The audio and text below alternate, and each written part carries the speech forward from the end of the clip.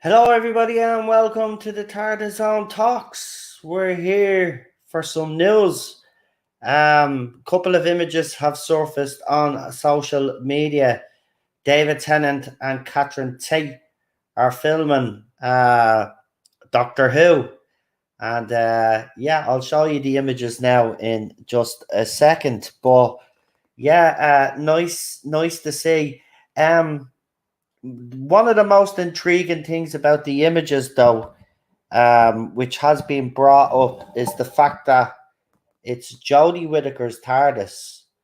And if you guys remember, we spoke on this channel and we spoke about a rumor where I said that Jodie Whittaker's Doctor was going to quite possibly regenerate into David Tennant.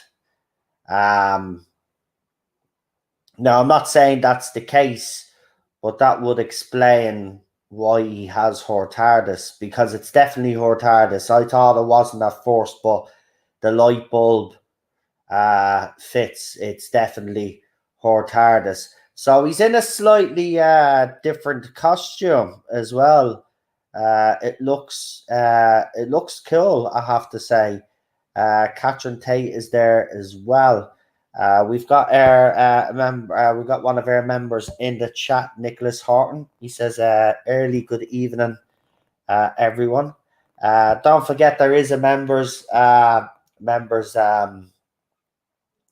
there if you want to join and become a member. We will be doing some member streams, and we will be talking a lot about RTD on the member streams. So if you're a fan of RTD and you want to hear more insight into what I think about RTD and what others think about RTD, join that members group, because we will be doing some streams for you. We'll be doing the first one actually this week. So if you're interested, I'll be talking about RTD and why I think we're in safe hands with them. And I might have a guest with me. So if you want to become a member, don't forget to hit that member button. Thank you. Let's see. So images have obviously surfaced on the old net, as they do. So I might as well show you. And we'll start with the very first image there, if I can. It's awkward because I have to do it this way, so just bear with me for 1 second. Right, so I should be able to screen share this first image here.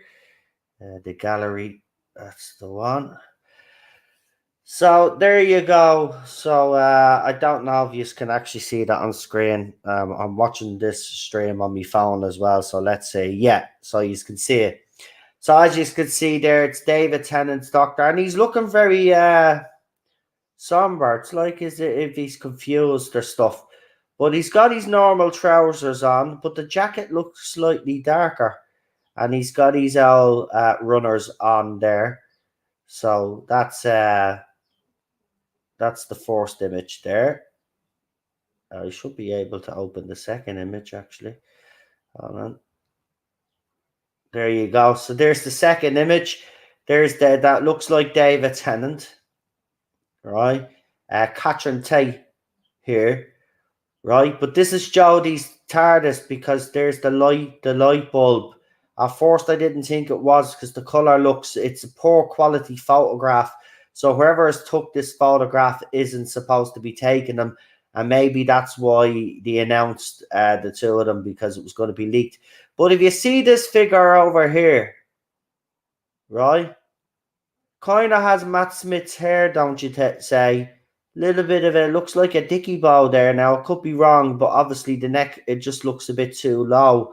But it does look like Matt Smith's first tweed jacket that he was wearing. But can't say for sure if it's him. It's probably just some of the crew in the background that has their arms folded, and it just looks a bit like Matt Smith. But I was suggesting there that could be Matt Smith there. But why would he be there not with these two talking unless these two are doing a scene together? And there's one more image, I think. No, I thought there was one more image. There you go.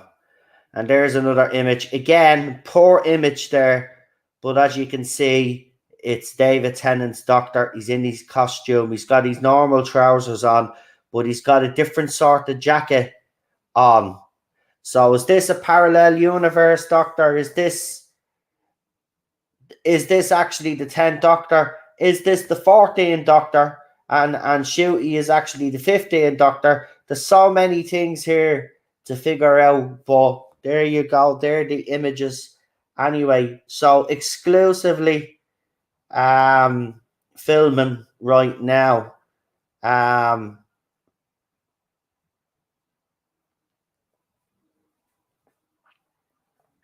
People are asking me, can I zoom in? I mean, I could throw them back up again. It's very hard. Hold on.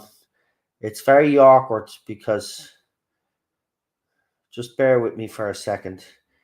I'll try zoom in. So I'll show you the 3 photographs again one last time. Right, and see if I can zoom in.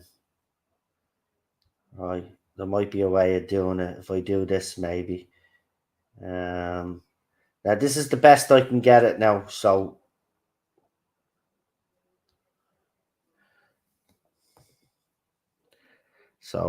should be full screen now.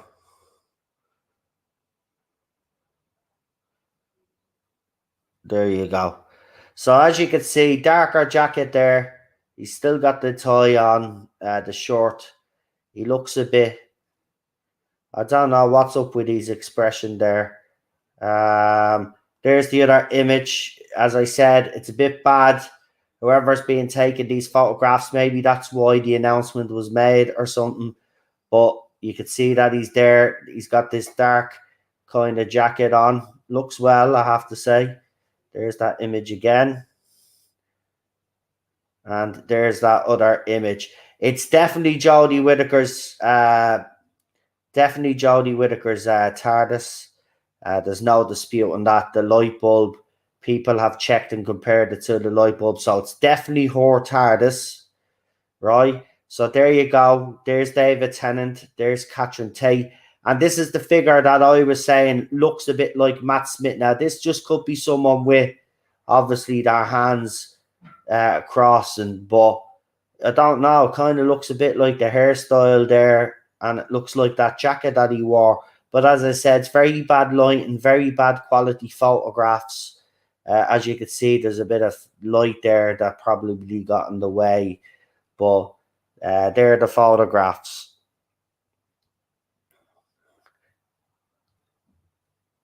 Now, of course, I have heard some people already. Some people already have said, "Oh, look, he's trying to bait us with nostalgia, and then he's gonna ruin the show." I mean, can you not give it a break for 2 seconds? Like, you know what I mean? This is the 60th anniversary, and exciting times, I have to say.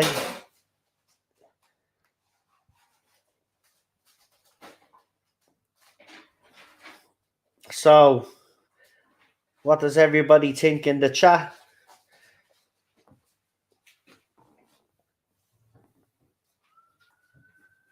Or they just kept but that wouldn't make that wouldn't make that wouldn't make sense. That wouldn't make sense at all. There's a reason why he has our TARDIS. There's a reason why he has our TARDIS. Maybe what's happened is something's happened with Jodie Whittaker's. I'm only speculating here, but maybe something's happened with Jodie Whittaker's regeneration, and somehow the regeneration has forced her to go back to past Doctor faces or something. So maybe David Tennant will be there for an episode, then he'll regenerate into maybe Peter Capaldi or something or whatever. It'll be like, Doctors of the Christmas Past kind of thing, sort of thing, you know?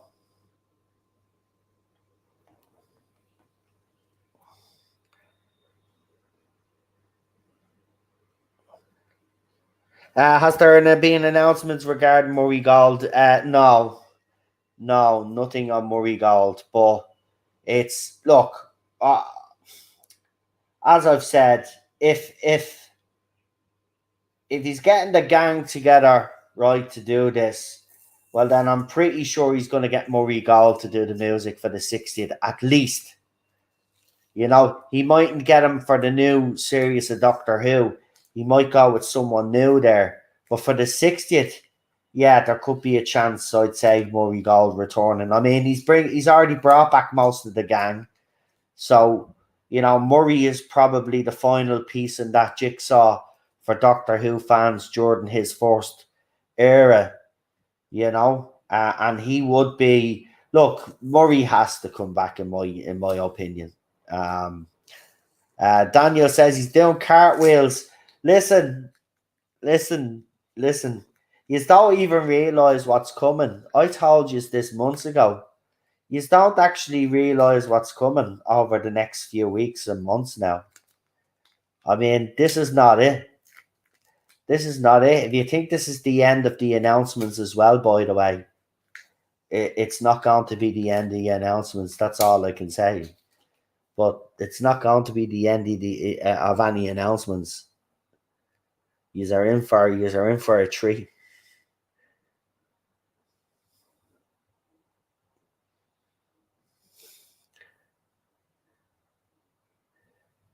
Anyway, I don't look at right now. Look, I'm just gonna say to someone I'm gonna say in the chat. Look at. I don't care about the timeless child nonsense, so keep it out of this chat, right? I'm being serious. I'm here to enjoy and celebrate the fact that Catherine Tate and David Tennant are back.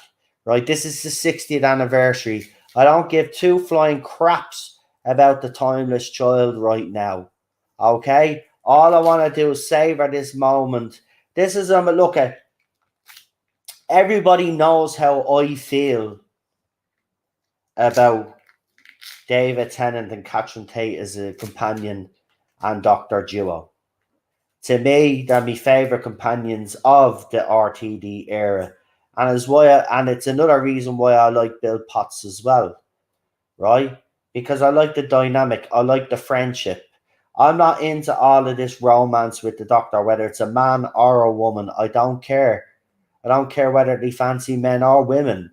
At the end of the day, I like the Doctor to be in a friendship or to be that professor, student kind of dynamic. So yeah, listen, give the Wilfred flashbacks. Yeah, I'd love that. I don't think there'll be actually a cameo of Bernard because he hasn't been well over the last few months and year. So I wouldn't say we'd get a cameo. I'd be very surprised, and at the same time, I'd be absolutely ecstatic. Listen, the whole of Series 4 for me is a great season. The dynamic between Tate and Tennant is brilliant. But you look at the supporting cast and all the stuff that was going on, it was truly a good series. And the last 3 episodes are just epic. Turn left, and then you've got isn't it the Stolen Earth and then Journey's End. I mean, what a way to end Series 4. We got a few cameos as well in that.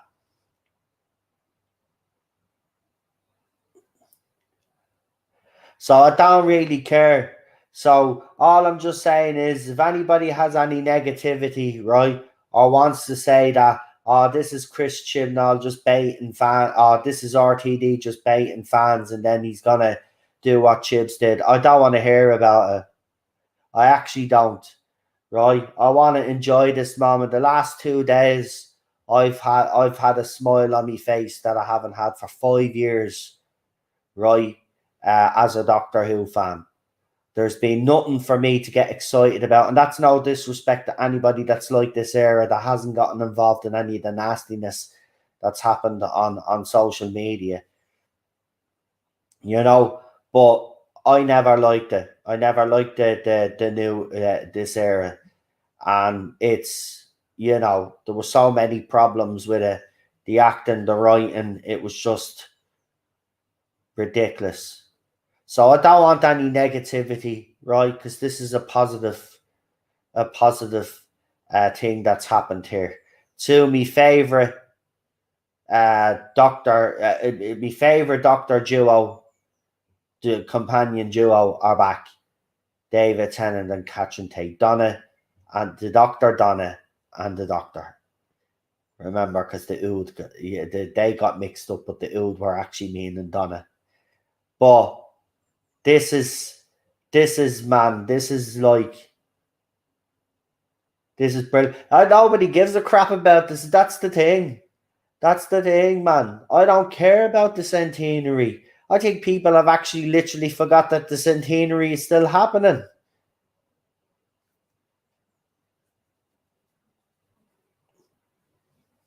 Do you know what I mean? Nobody's getting excited about that. Look at Doctor Who. Doctor Who is trending, yeah? Right? And it's trended hard these last couple of days.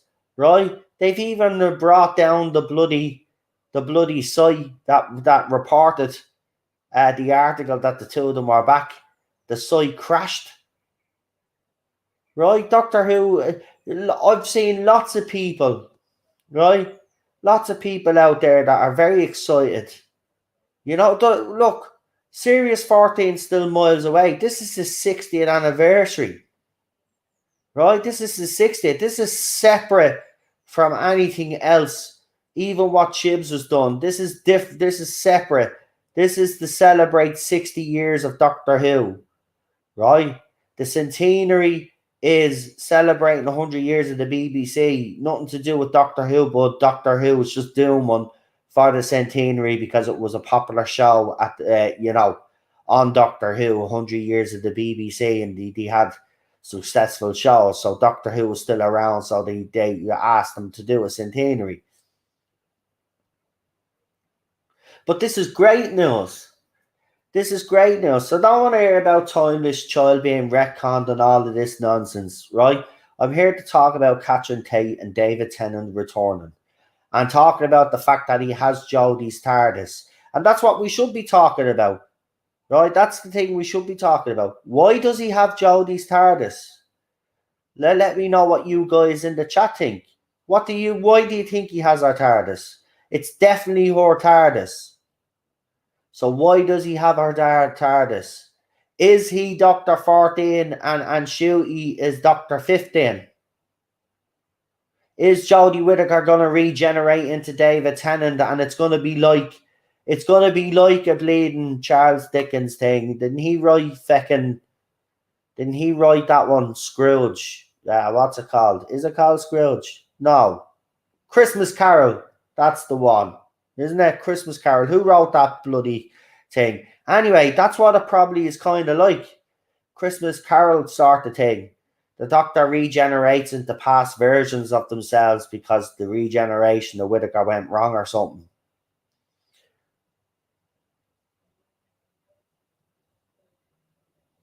I don't know. Very interesting. But these are the things we could be talking about. These are the things that we're supposed to be getting excited about. Forget about the other nonsense. This is the 60th. He might be the 13th Doctor in a parallel universe. Never thought of that, actually. But, well, I did say parallel. But, well, if he's in the parallel universe, then it's not him. It's the other Doctor. But did he... I know he didn't die in the main show, but didn't they do Big Finish? I don't know, because I don't listen to Big Finish. Because I don't class Big Finish as canon, even though the other side do. We might be about to see the new Who version of Dimensions in Time, says PD Rich. Dickens did write A Christmas Carol. Thank you. Footage on David. Yeah, but I can't show any footage. That's the thing. You can't show any footage on YouTube. BBC BBC are very quick to remove footage, unfortunately. So if there is footage there, unfortunately, I can't show it. I don't know how the other YouTubers are licking the BBC's backside, so that's how they're able to show footage. But if I show it, my stream will be struck. So I can't show you any footage, unfortunately. But Doctor Who, David Tennant, finally back. See, but this is the thing. If it's the Meta Crisis Doctor, he'd be a lot older, because I think he's all forgetting that his Doctor wasn't strictly Time Lord. He had more human in him, so he aged. So how many years is it since the Meta Crisis Doctor? So it can't be the Meta Crisis Doctor unless it's a certain point in time that's explained. But it's not the Meta Crisis Doctor. It can't be.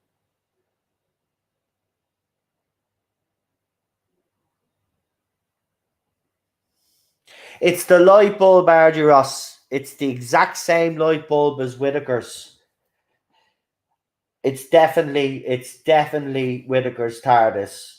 It's definitely Whittaker's TARDIS.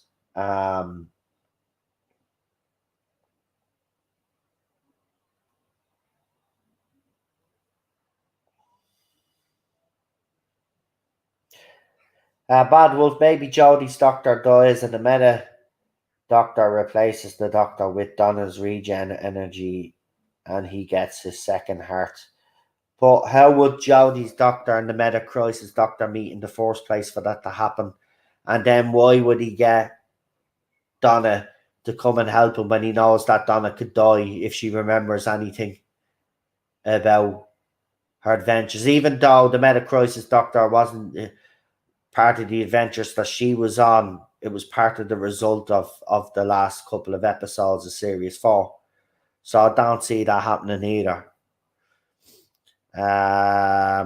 True, but David Tennant's aged quite well, to be fair. Ha ha ha. I do agree with you. Look, he could definitely pull it off near the Holics, but I just don't see it.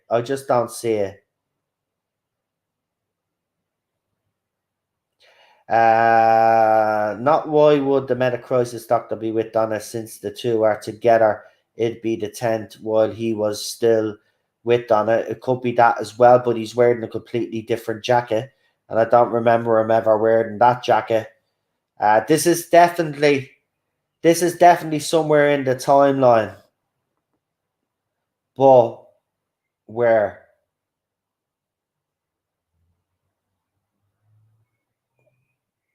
The whole thing with Donna will be hard to explain, but I trust in RTD.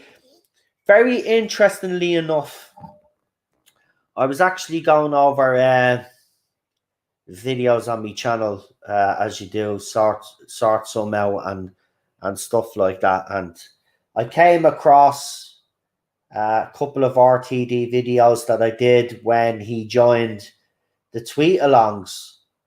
And there's a very interesting tweet, and I'm going to get it and screenshot it for you and throw it up later on, because it's very interesting, because during the tweet-alongs, he actually wrote when they were talking about the subframe, because when they were doing that, they were actually doing those episodes. And he says the one thing that he got the most stick over was what he done with Donna Noble. He said it was like as if he was being accused of murdering someone. Now, I'll find that tweet for you, right? But if you go onto his Twitter account, right, his Twitter account is still there, and those tweets from the tweet along is there. And you'll see that quote, a tweet that he made about Donna Noble. This to me feels like he's never gotten over that. Or he's never gotten over the fan reaction and thinks he did wrong by the fans.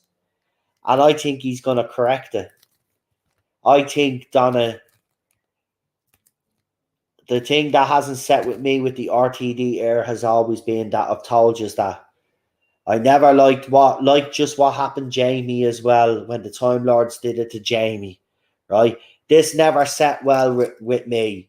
Donna saved the universe. First, she saved the Doctor's life, because if she hadn't told the Doctor to stop during the Arachnids episode, as we seen in Turn Left, he would have died.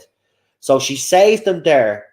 Then she goes and saves the whole universe, right? And then changes as a person, because when you first meet Donna, a lot of people didn't like her, but then Series 4, we got to see her develop, grow, and then she became the person that she did. And then basically what RTD done was is you reset her character back to the Donna that we knew in The Runaway Bride, basically. And that never set well with me. After all she done, saving the universe, she never knew how special she actually was. Remember, David Tennant used to say, "You're brilliant. You're brilliant."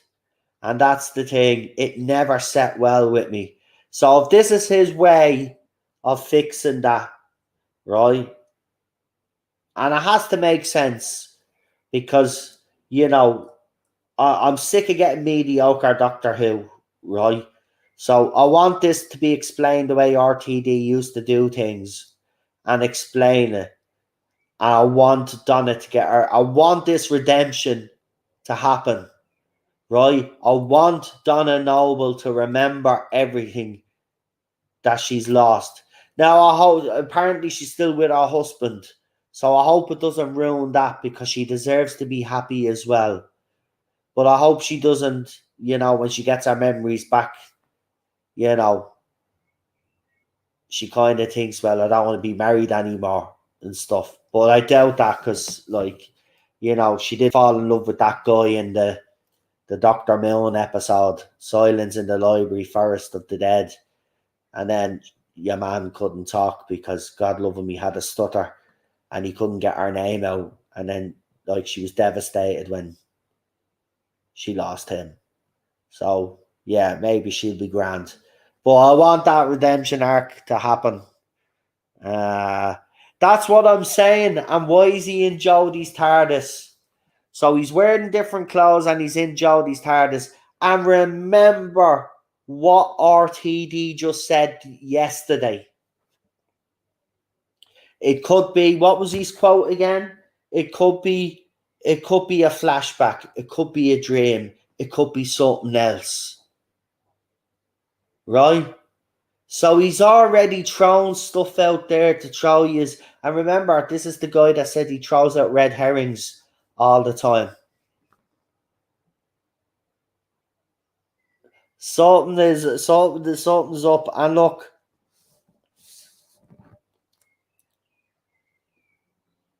put it this way,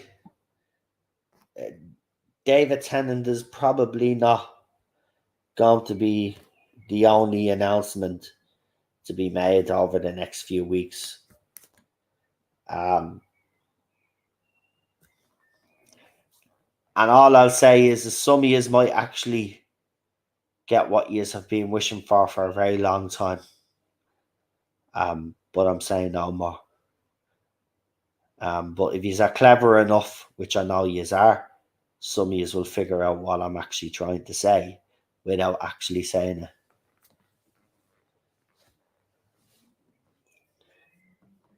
So yeah, I mean, absolutely. I'm buzzing. I'm buzzing. I can't wait. I can't wait for next year. But it seems to be dragging now. Now that we're actually waiting on something that we're excited about, it seems to be dragging. And it's gonna drag. That's the thing. It's gonna bleed and drag, man. And it's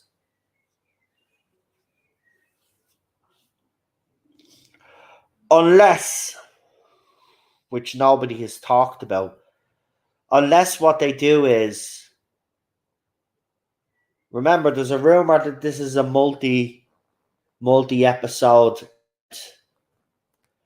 But what happens instead of doing them on a week or two basis, as people think, and RTD actually drops his first one before the 60th anniversary, and does a few leading up, and then there's one big main one for the 60th anniversary then? What if he releases one, say, I'm just speculating here, say in February or March, right? And then drops another one, say, in August. And then drops another one then either before the 60th, it's actual 60th. And then obviously a big main last event for the 60th.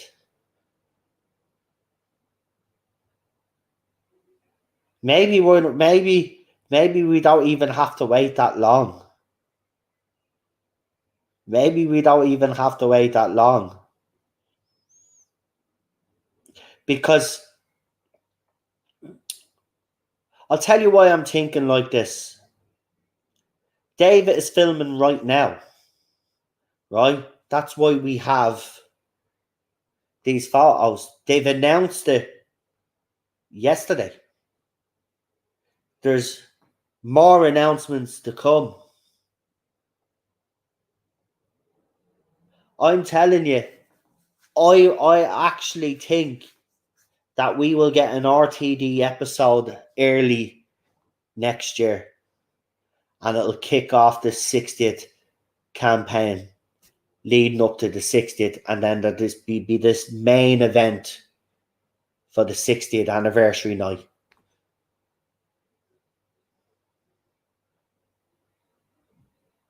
Seriously, I think that's the way it'll probably be done.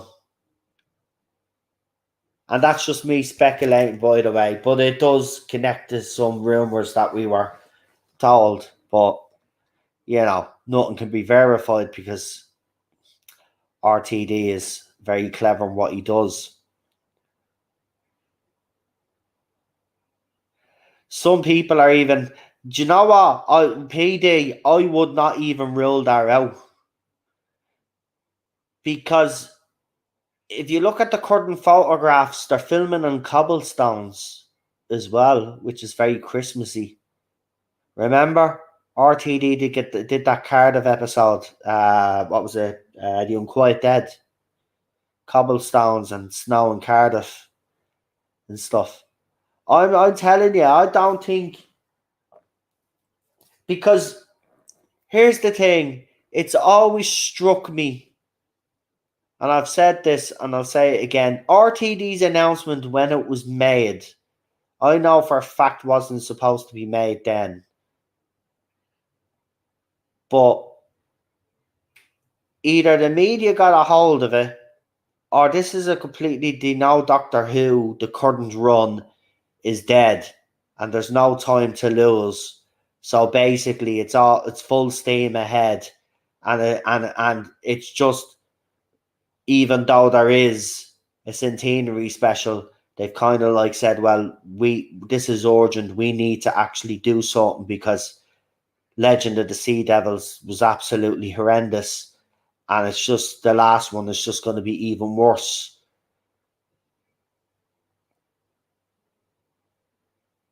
That's what I mean. I don't think this is... It is very early filming for the 60th.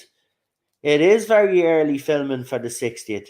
You're absolutely right. It is early. There's something more going on, folks. There's something more going on. And I'm telling you anyway, I've been informed. And it's kind of known if you're on Twitter and Instagram and stuff. But it's known. There's more stuff to be announced. So keep an eye. But there's something, but this is good. But this is good. This is the thing. That's what I'm saying. This is all good though. Because it means we're getting something more than what we think we're getting. So that's great. Listen, I don't care, right? Look, forget about Series 14 right now. For me, focus is solely on the 60th. And what I'm hearing and what we're seeing, I am liking very, very much. But I'm telling you, I think this RTD era is going to start a lot sooner than they've said it's going to start.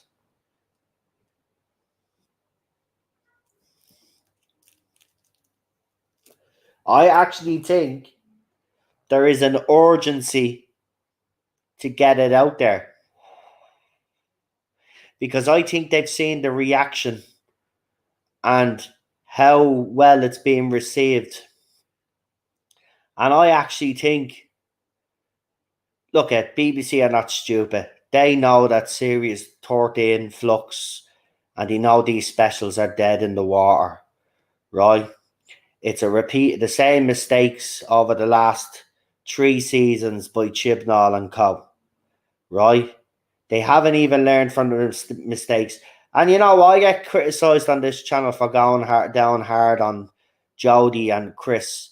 But 3 seasons I gave them. And every season I gave that man the benefit of the doubt that he'd actually give us something decent. And a few times he nearly got me that he could actually produce, because he wouldn't start off too bad with his seasons. That was the thing. First episode would probably be okay, right? The Woman Who Fell to Earth, it's not a bad episode. It's not a bad episode. It's just not Doctor Who to me. But Spyfall Part 1 was decent. You know, the first episode of Flux was decent, right? But the problem is that, as we've noticed with every season, is he tries to include all of these little subplots and lay foundations, but then he never goes back and addresses those foundations. So when he tries to build a story, it collapses because he doesn't have a solid foundation. Same with his character development. Jodie Whittaker's Doctor, if you look at it with a cold eye, from when she started to where she is now, there's been no character development. She stood still in time. She hasn't developed as a Doctor.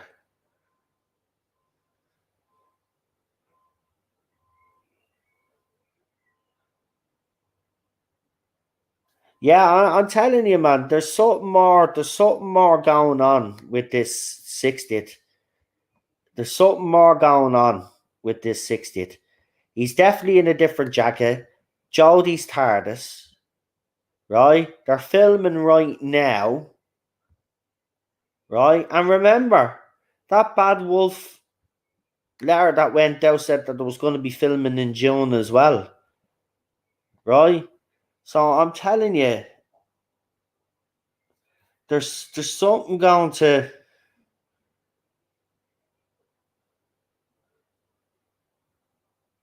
Something else going on. No development with 13, despite her being in jail for 19 years or more. Exactly, her character, and look at Mandip Gill as well. Like, I mean, her character stood still. Poor Tolson Cole's character never went anywhere.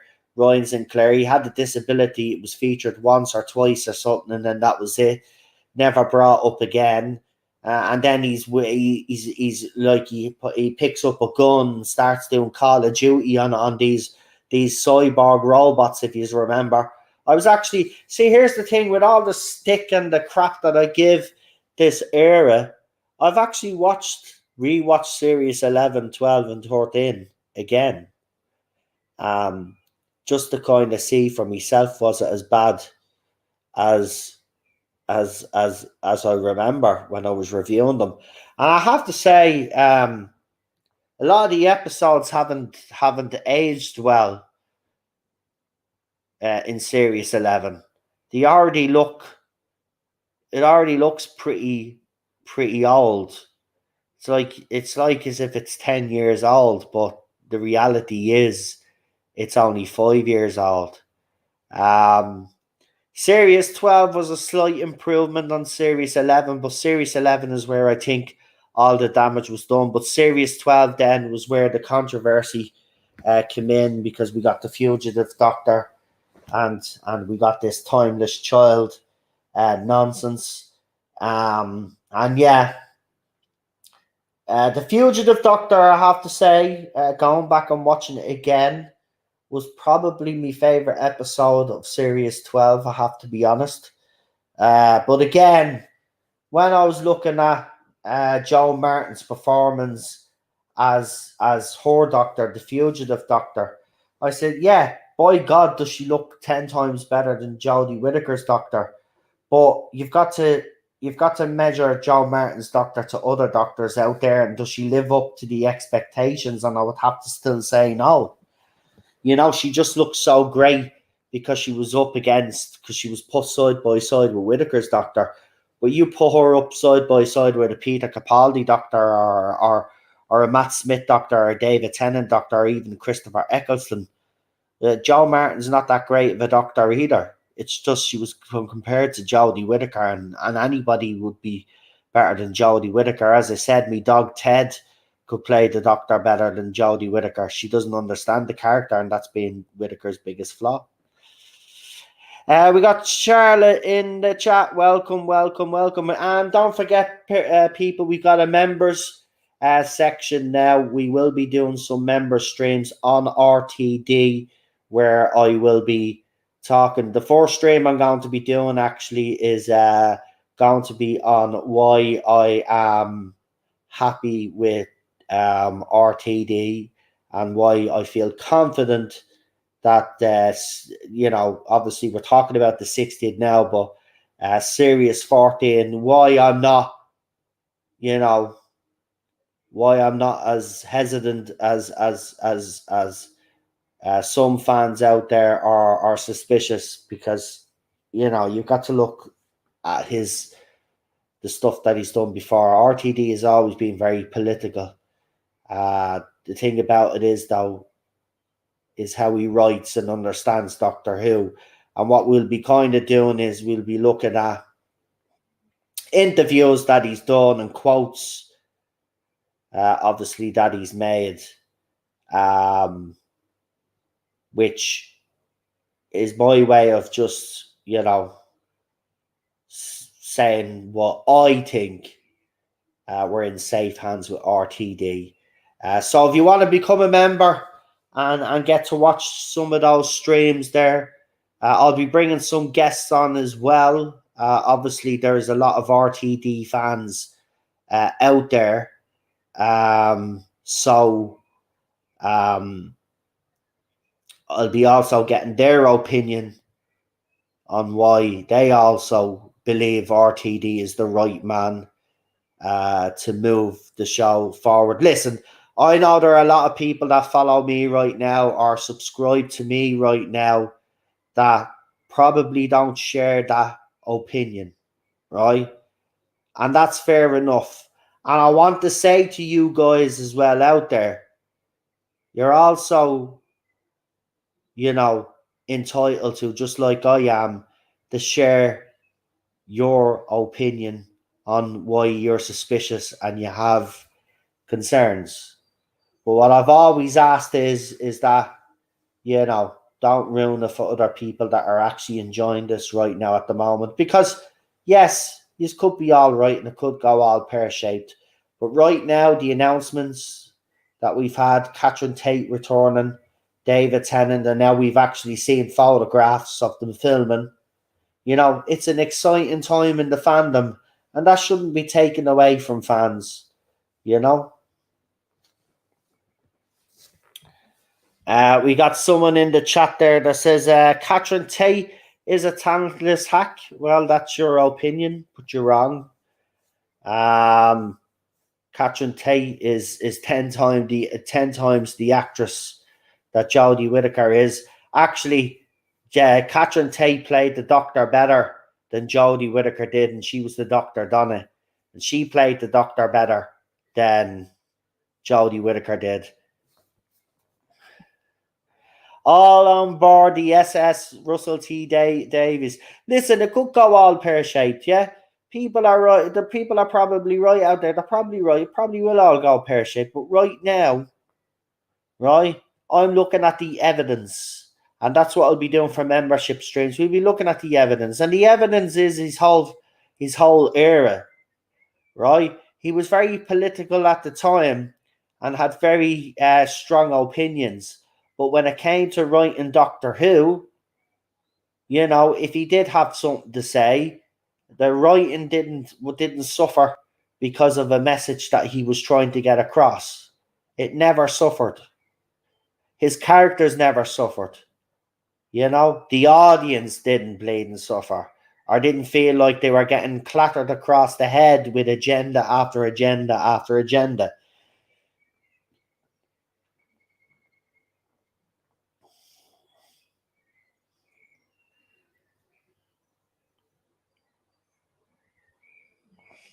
It probably means that I'll say there'll be a build up. I think this is going to be a Marvel type thing where each doctor that we know, I don't know now if that means Christopher Eccleston comes in. He probably turned it down. So for a lot of fans out there, Paul McGann would seem to be the right choice there. Bring him back then if you can't get Chris Eccleston back, right? And do all of those doctors. And then right at the end, then on the 60th anniversary itself, then have your multi-doctor story, and then obviously we get introduced to the new Dr. Shooty, and hopefully then it can move on from there.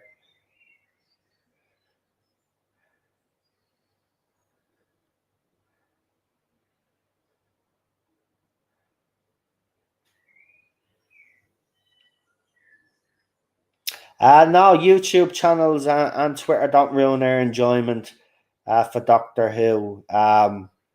What ruins their enjoyment is bad writing and bad character development, which we've had for the last 5 years. As for people trying to ruin enjoyment for fans right now, as I said, I can understand their points of view that they have. Um, but I have seen some out there that do have those points of view that don't want people who are excited to enjoy that moment, and I think that is wrong.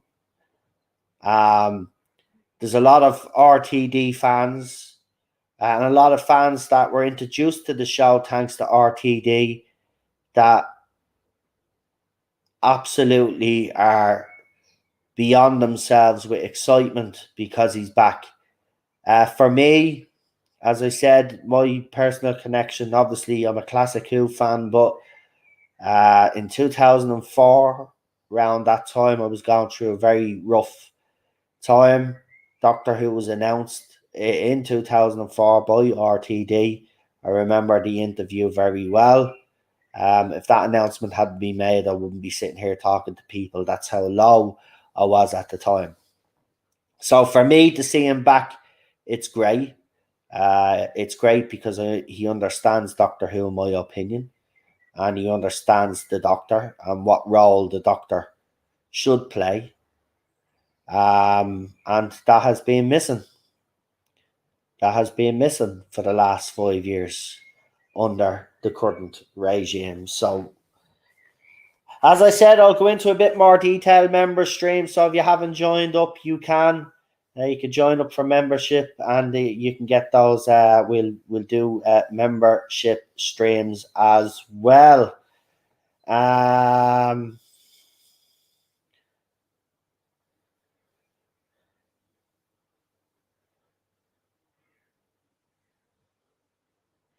Listen, I don't know why you are bringing other YouTubers into my chat.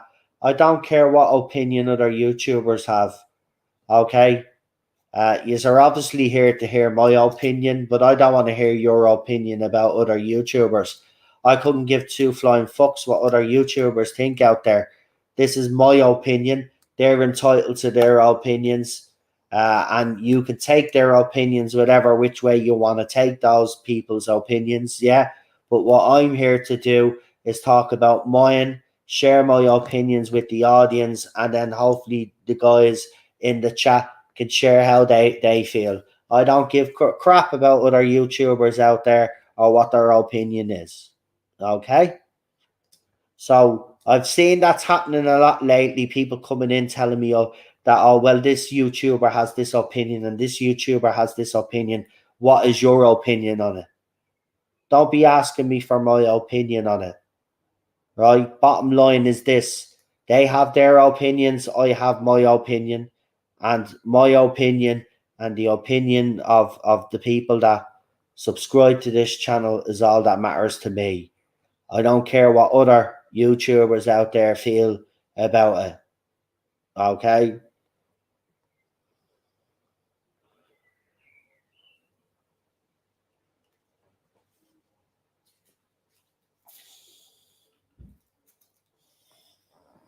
But I will say this.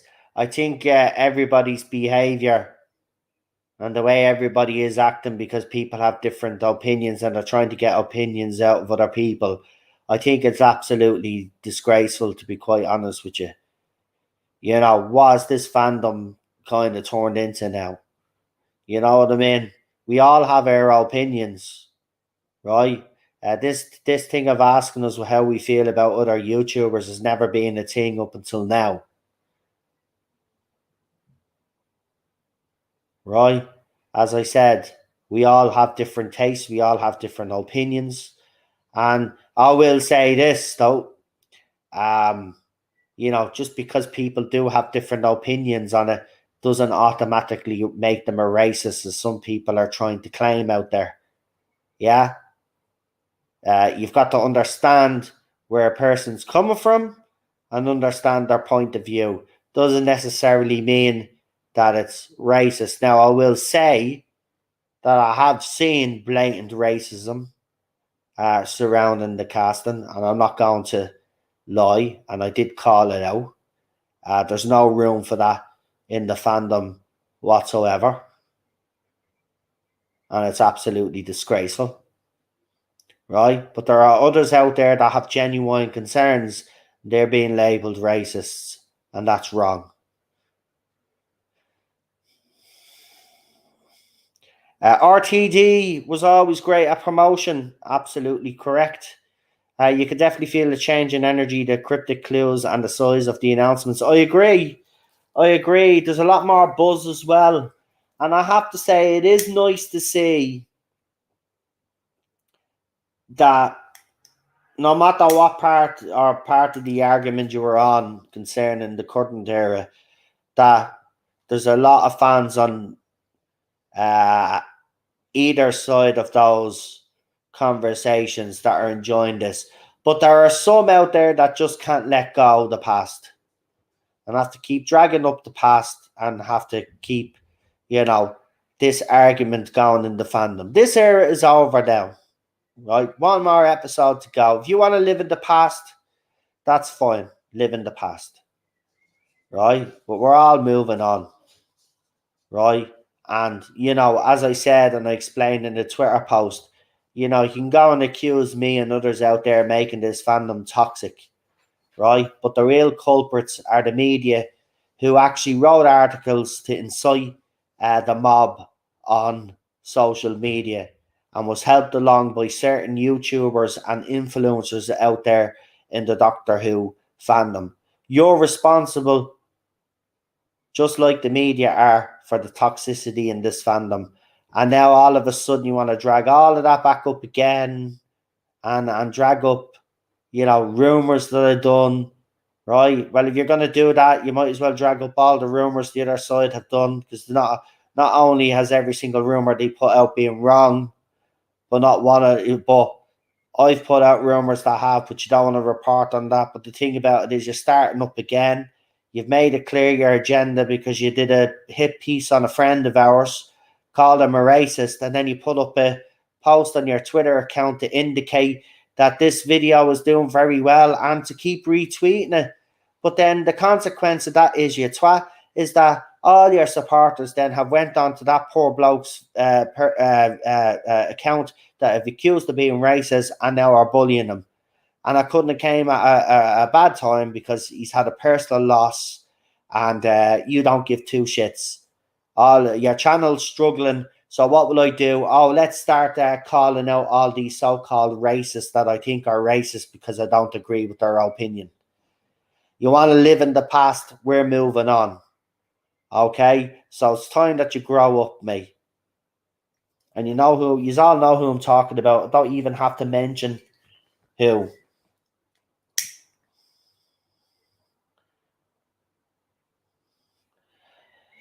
Listen, You can call me a woman hater all you want, right? Yeah, you could have left that comment, or I'll respond to it. You can call me a woman hater all you want, yeah? Okay, I'm married to a woman, you feckin' idiot. Most of me heroes growing up are women. But you see, what I won't tolerate is a woman coming into the Doctor Who and thinking that she owns the role or she deserves the role because she happens to be a woman, and then she makes a complete hash of it. Yeah? If you think that's hating on a woman, that's fine, fair enough. She's a shit actress. She always will be, and she's probably ruined her career. Now, if you have a problem with that opinion, well, then you don't have to watch me, you crybaby. But you give me the view, so thank you very much. Yeah? But I'm married to a woman, and if I hated women, I don't think me wife would be married to me. And here's a news flash for you, honey. Me wife is left wing, right? She's into Me Too, Black Lives Matter, right? All of this nonsense with the female doctor. She was into all of that, right? But she's not a fan of the female doctor now. But well, that's because Jodie didn't convince her. But I suppose she hates women now because, like, she couldn't, because she didn't stand behind a woman even though she was shit at her job. Got paid the same money as Peter Capaldi. Listen, if you're going to start on me, right, about me opinions about an actress that took a role that's very special and close to my heart, well, as I said, cry into your bowl of cornflakes because nobody gives a fuck anymore. Right? Boo fucking who. She was a shit actress. End of. She was handed the golden goose at the BBC, right, along with our mate Chris Chibnall, and he ran it into the ground so much that RTD has to come back and save the show. And yes, save the show.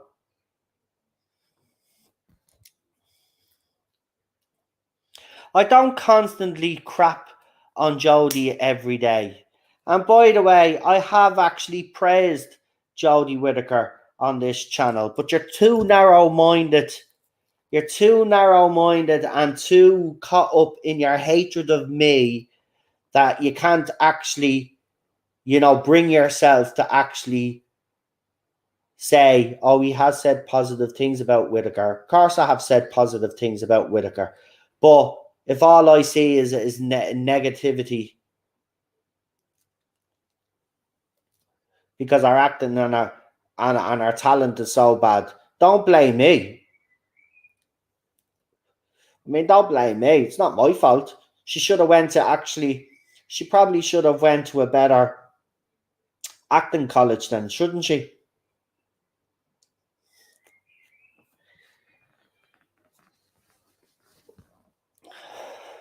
She's been in 3 series and a number of specials. And in that time, she hasn't convinced me once she's the Doctor. She nearly did in one scene, briefly, for a couple of seconds, as I said. I praised her for her children in need stuff, right? I praised her when she did the song Yellow, okay? I praised her when she brought that little girl onto stage when there was others out there actually complaining about it. I defended her and I praised her. So the thing about it is can all you little trolls can come in because Mr. TARDIS has decided to dig up some old shit again, just like he did with Ballstrek. And now you think he can come in here now and start harassing me because that's exactly what he wants. See, he plays the innocent man, you see, right? But this is the consequence of his tweets. But you see, he won't bully me off this platform. He have tried for 5 years. So my advice to you is just jog on because my opinions aren't going to change. Jodie Whittaker was the worst actress to take the role of Doctor Who, and if that offends you in any way, boo fucking who.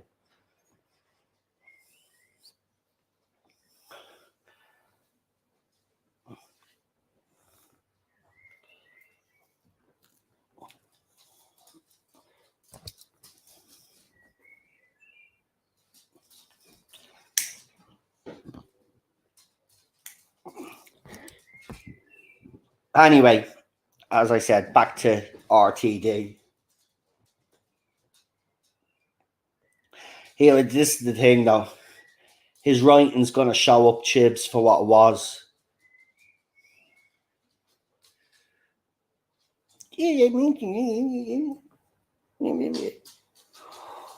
Thanks for the view. Anyway, yeah, so as I said, RTD coming back it was brilliant anyway. But to see the photographs of David Tennant and Catherine Tate filming is absolutely fantastic. Yeah, or else what? Or else what? And don't remove that comment. Or else what? What exactly will you do? See, I don't have any respect for your so-called king, right? Because he hides behind his block wall. See, the thing about it is, you got to understand about him, he's really a chicken shit. See, he thinks he can go around with impunity and go and make all of these slanderous accusations against people and hide behind a block wall. If Mr. TARDIS had any integrity, which he has none, he would actually have the bottle to unblock and say these things to me face.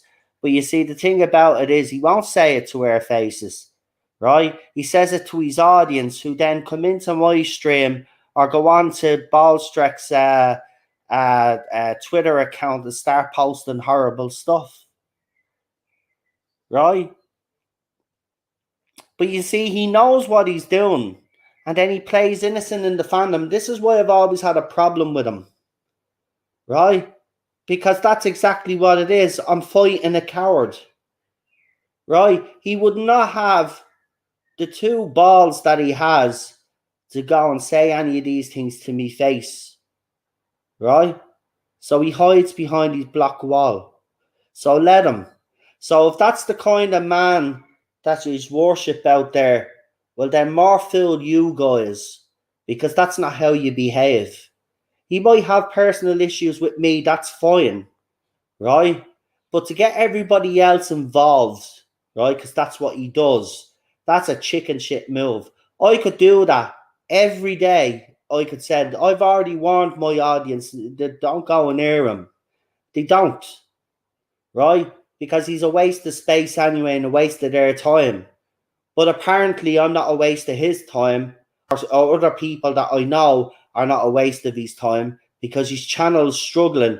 He literally put up a tweet to actually prove me point that he's struggling, because he was talking about how successful his hit piece was and he wanted people to keep retweeting it, right? But what he doesn't understand is when he gets people to do that retweet, then they go on to the person that he has targeted onto their account and harass them.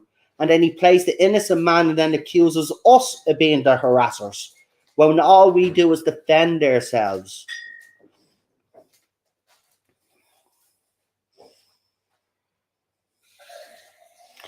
Bernard Gribbins is on location. Have you got a photograph of that? If you have a photograph, Sigma, send it to me and we'll whack it up. We'll whack it up. Now, I just wanted to say that I am going to move on, but I just wanted to say that because at the end of the day, right, he thinks he could just sit back, right, and not be called out for this, right? And then he'll go and say he's being picked on. Well, then don't be doing the things that you're doing, and you know exactly what you're doing. All right, I haven't had problems with trolls on this channel for months now, right?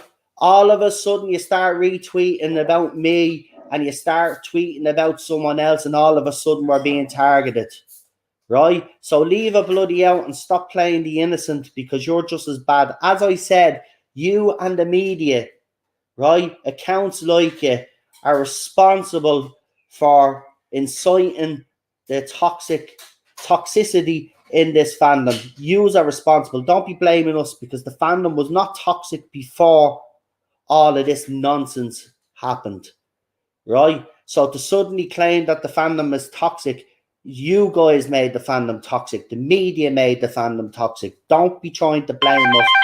And now because, you know, your channel's struggling, you've decided to bring my name into something that and I haven't even said anything or opened my mouth, but you want to drag old shit up because you've got nothing better to do.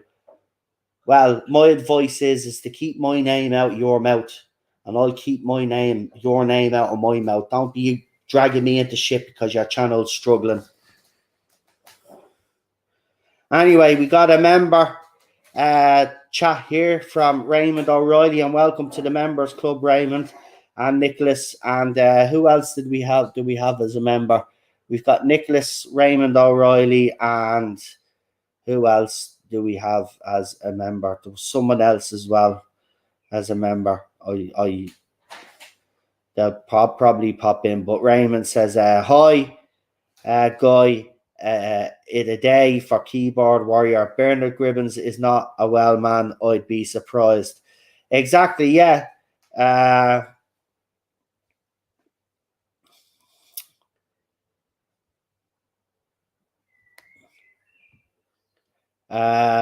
Sigma, have you sent me? I'm just waiting to see if Sigma sent me another.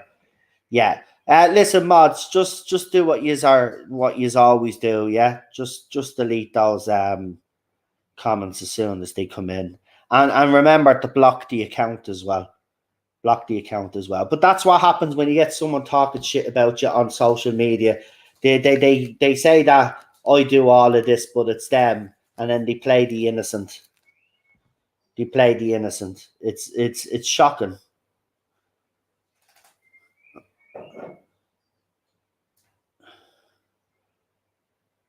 Right, hold on, but right, I have a photograph. Right, where is he? I can't.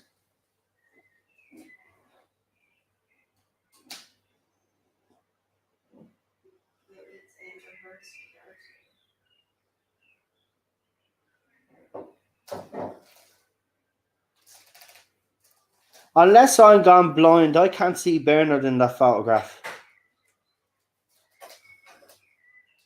Okay, there he is. Okay, he's there. Oh my god. Oh my god. He hasn't been well, and he hasn't been the same since his wife passed away. Oh my god, he's there.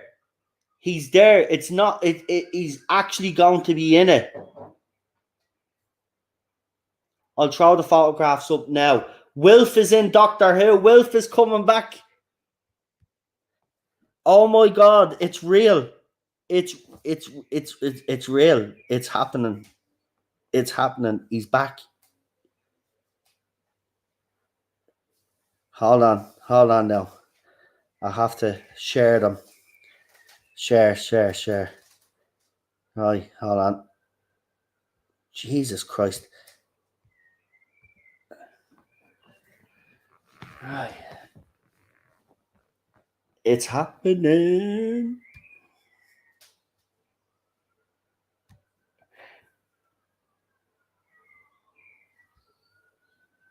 Right, it's the second photograph where you can see him, but I will show the first photograph. Now, hold on. I'll just remove. Well, I'm surprised. Good on him, says Raymond O'Reilly, and Nicholas Horton as well there. Says Wilf cameo. I don't know. Looks more than a cameo. But hold on. Here's the. Oh, Russell, you wizard. Right. So I'll make sure I. There goes my phone. It's lucky I actually got those photographs in before. I think this is it. There you go. So there's a photograph there, right? So I was looking to see where he was in that photo, and I couldn't see him. And I was like, "What are you talking about? He's not in that photo." But it's this photo here. Where is it? I have to go. This is stupid.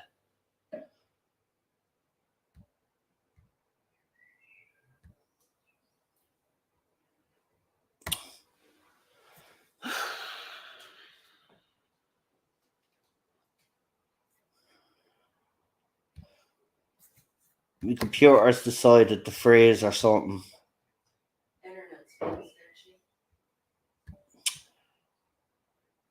Will you get out of the bloody thing?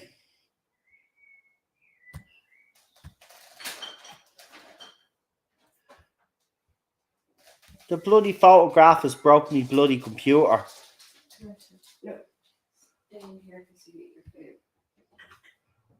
Right, hold on. Right, it's the second photograph where you see him. So if I can get this photograph up without breaking my computer, that'll be absolutely fantastic. Just bear with me for a second.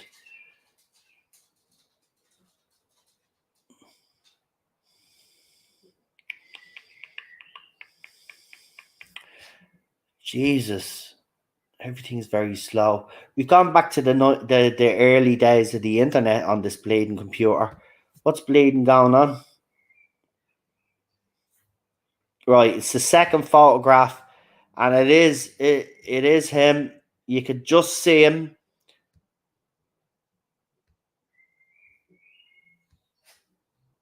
You could just make him out. So there he is right there where I have the arrow. There's his cap. There's his face. You can't really see him great on that photograph, but it's definitely him. It's definitely him. So Wilf has also, what I'll do is the photographs that I have, I'll put them in a slideshow video and put them up later on for you guys. So you will get to see them a lot better and for a lot longer time as well. But there you go. He is back. So Donna's granddad is back in Doctor Who.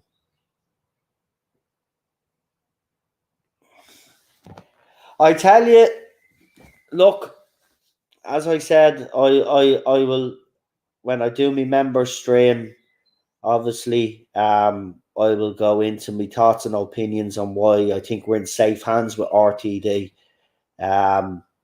But everything that he's given us right now,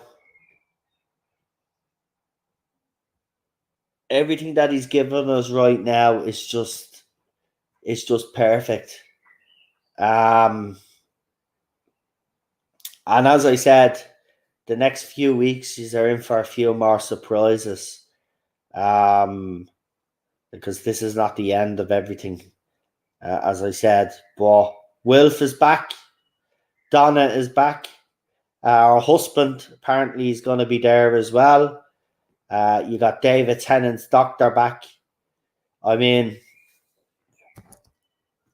next he has to announce Murray Gold. You know, I mean, look, he's the final piece of this jigsaw now for this 60th.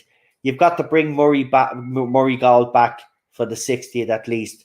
If you're gonna, if he's not gonna go with Murray for Series 14, that's fine, fair enough. But you've got to bring Murray back for the 60th anniversary, definitely. That would be the final missing piece of the jigsaw for me. Behind the scenes, you know, you got to have that Murray Gold music for that 60th. And it'd be great.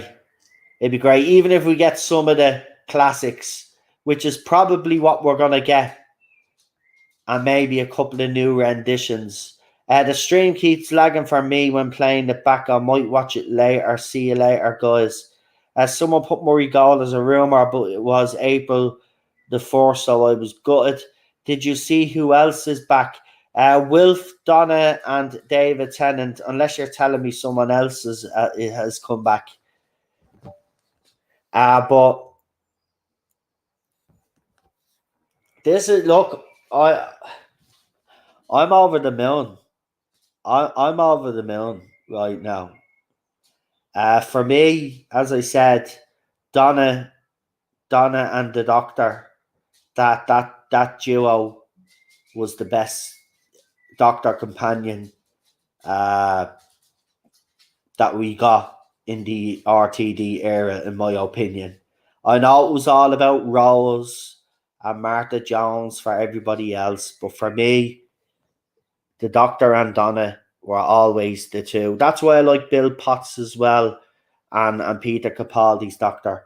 I like that dynamic. I don't like the romance element, as I said.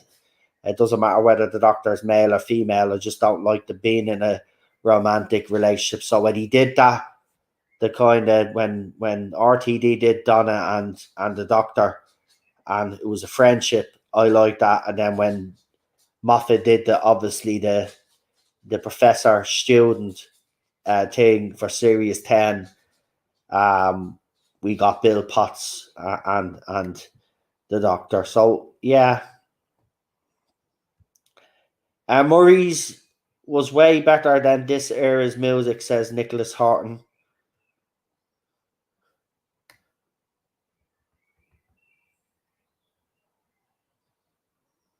Yeah, can you send it to me? Oh, he's in a wheelchair.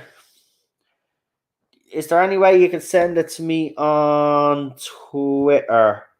That would be great.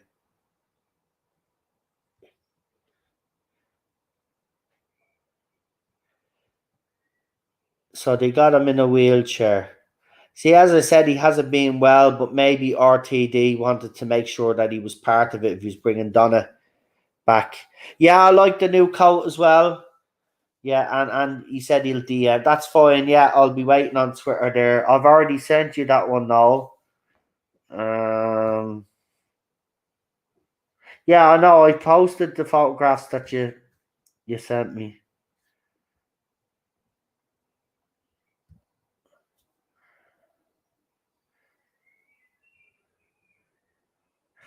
Actually, it is a more zoomed up version.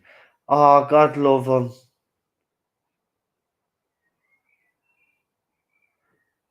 He doesn't look well there at all. I have to. He doesn't look well. Look. No, why is Wayne Rooney coming up? All right. Someone doesn't even know that it's Donna's grandfather.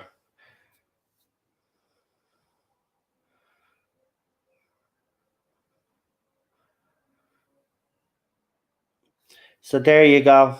There he is. You can probably see him there now. He's in his wheelchair. But he doesn't look well.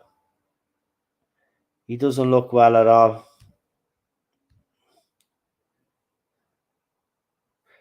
Right, let's show you the other photo.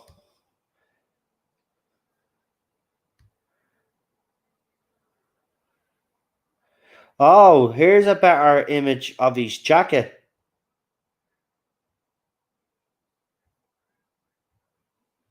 Right, so here's a better image of his jacket. His jacket is actually pretty cool. I'm not going to lie.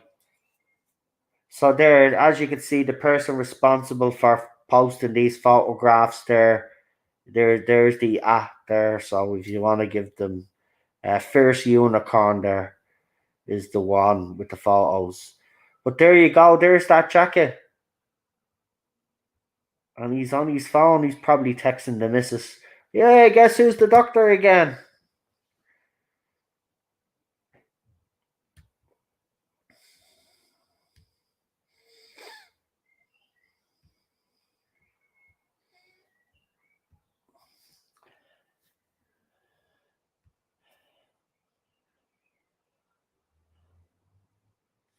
So I've shared that one. PD just, Chris just sent me that one as well. There's another one zoomed in of him in his wheelchair, so we'll throw it up again. Someone I think is zoomed. He doesn't look well. I'm not going to sit here and pretend that he's not, but he doesn't look well to me. He looks very gaunt. But they have him in a wheelchair. Maybe I'm just speculating here, but maybe he's not in the wheelchair for his sins, but maybe he's in a wheelchair when he's being moved along the place because he can't. obviously get around quite as well as he used to be able to. But this will probably, 60th will be, obviously, will probably be his last appearance in Doctor Who. So we cherish it, you know.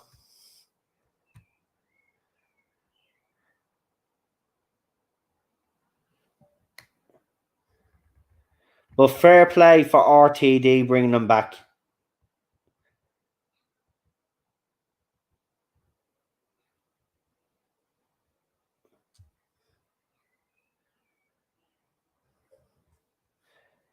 Nicholas Horton, that's probably why Bernard Gribbins ain't going to cameo in sequel film as his wheelchair from the original The Railway Children film because of his health. Yeah.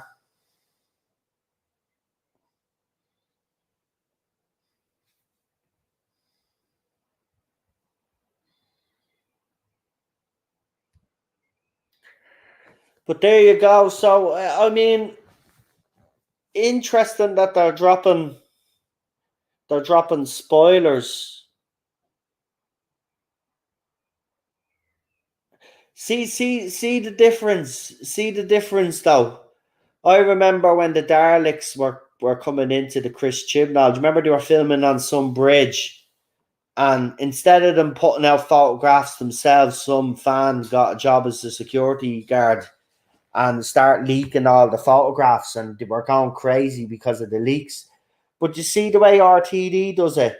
As I said, this man doesn't mind giving us something, right? He'll just keep all the juicy bits to himself, but he doesn't mind giving us anything, you know?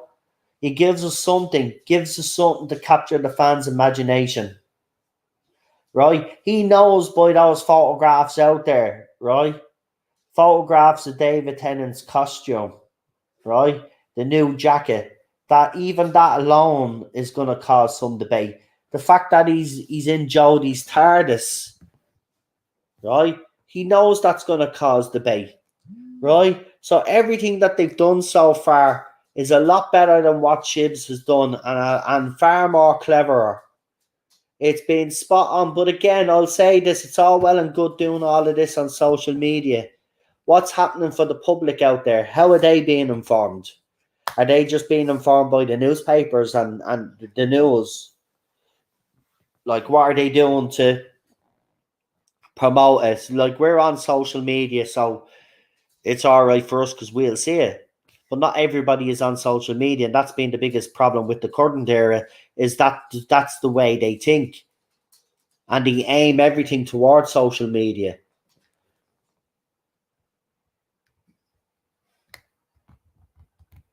And Nicholas says the Clifton suspension bridge in Bristol. That was it. The one where the blown up Dalek. Do you remember the new design Dalek that Chibs had done? And like there was everybody was giving out about it and stuff. Like, but you see the way RTD, as I said, does it. You know, he'll give us something, but obviously he's keeping all the main bits. But he'll give the fans and water the fans' appetites. Unlike Chibnall. Chibnall would never do that. We'd literally have to wait for a trailer or beg for a trailer to be released or beg for information. So this is an exciting time to be in the fandom right now. And you know, there'll be some people out there, as we've already seen, that'll try and bring you down and ruin your enjoyment for it. But don't let them. Don't let them. At the end of the day, if you're looking forward to this 60th anniversary, you know, you look forward to it. Nobody should tell you any different. Chibnall gave us nothing, says Nicholas Horton again. I agree. And Nicholas Horton's a member there. If you want to become a member, you know what to do. Press that join button and we'll be doing some member streams. We'll be bringing on some guests there as well to talk RTD. As I said, I'll be doing a member stream myself where I'll be talking RTD and why I think we will be in safe hands.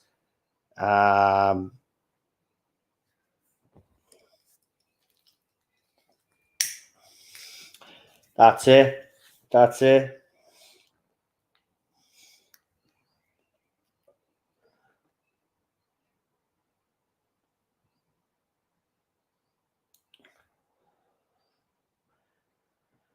Also, RTD is so much more organised than Chibnall. Announcements, set photos, and excitement. Such a refreshing change. Exactly.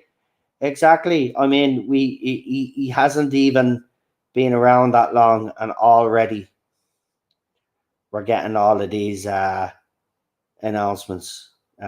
It's crazy. It's crazy, and there's more to come. There's more to come.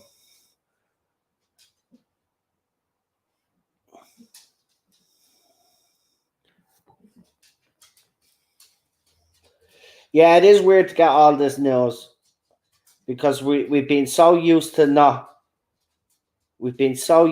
getting we've been so used to not getting at. You know, that's why the magazines, Doctor Who magazine and all that, were struggling and stuff, because, you know, he was starving everybody of information. And what Chibnall actually forgets, you know, the fundamental thing, especially when you're running a show like Doctor Who, promotion is everything. You know, getting the fans excited, getting their appetites, you know, up is a major part of your strategy. And the way he went about it was wrong. It was uninspiring. It didn't inspire anybody to tune in, because if you look over the last 5 years, the ratings have slowly declined. So it's had the opposite effect. Right now, Doctor Who has trended more over the last couple of days and has crashed a few sites.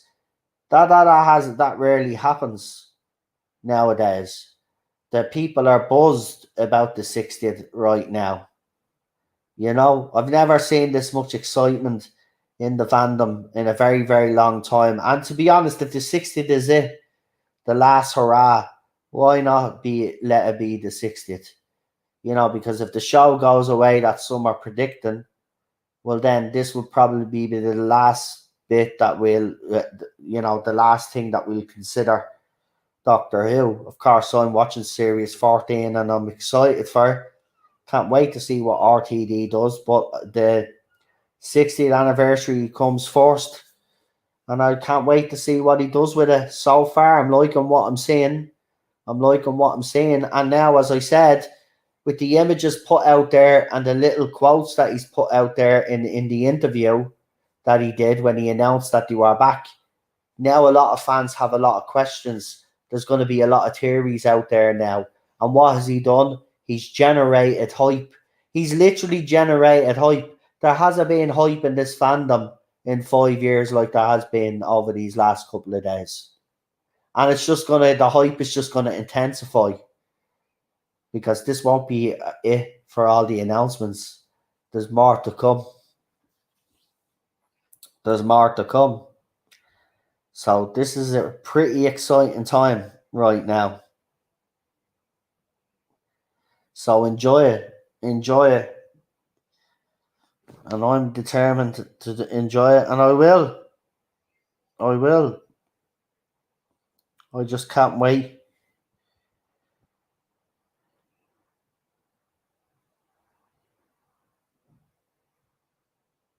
So yeah, we'll see if there's anything else on Twitter, just in case, because there seems to be a lot of follows. I've got another message there. Hold on. Let's have a look.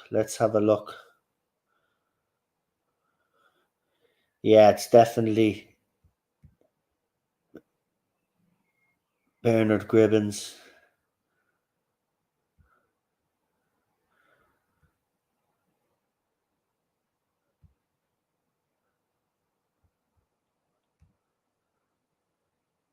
I mean, let's see. what the buzz is like.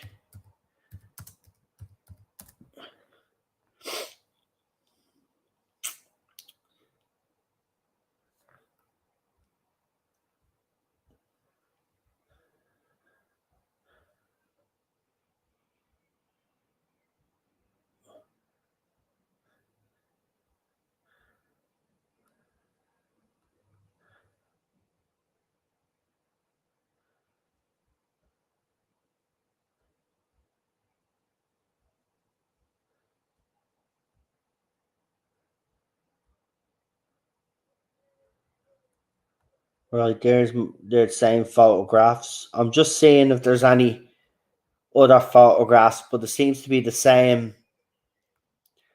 four photographs that we've seen. There is video footage.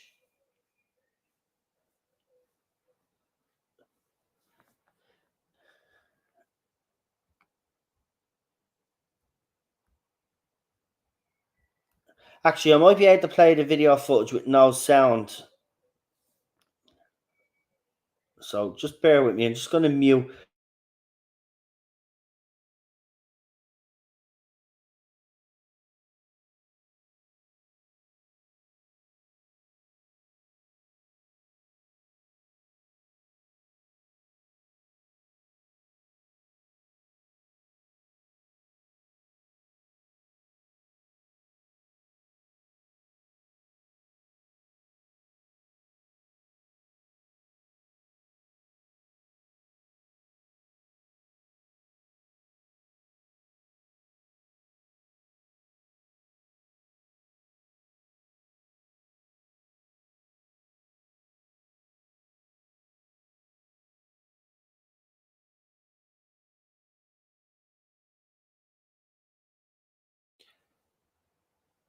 So he seems to be walking there. A couple of photographs being taken as well. It actually looks like by maybe the people that are taking this video obviously have people in there taking photographs as well, because you can see the flash. See, there's the flash, and he's smiling. He looks all happy. So they're obviously break from filming there. They're filming in that place there. So there you go. I mean, already we've gotten so much. We've gotten so much, and we know fuck all about the centenary that's coming up. Isn't that funny? Like, we know more about the 60th right now, right? Without actually knowing too much, but we know enough more than we know about what's actually going to happen in the centenary.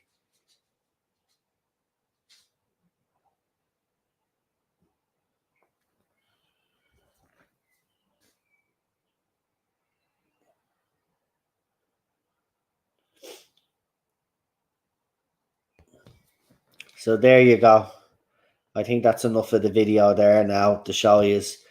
But by Doctor Who 24/7 there. So we'll just give them a shout out there. Probably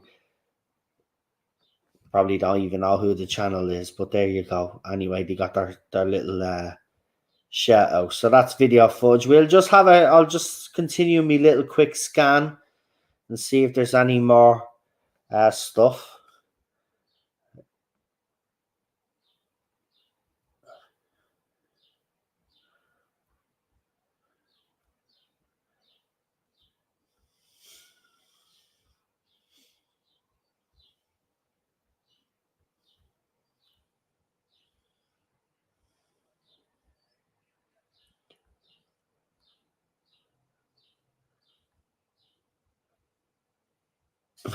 Someone put Andrew Garfield's Spider-Man in one of the photographs.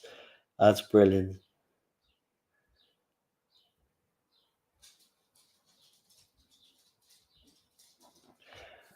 Right, hold on. My messages seem to be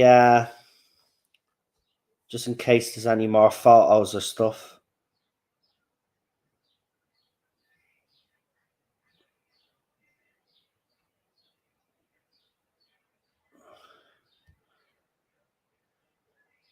So apparently Rachel is directing the episode. I've been sent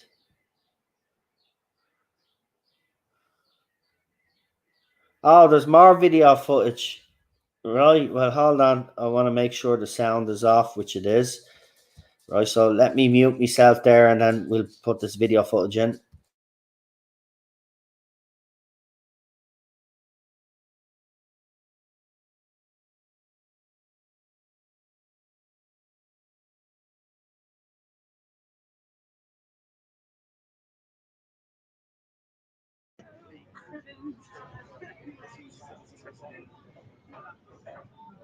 There he is.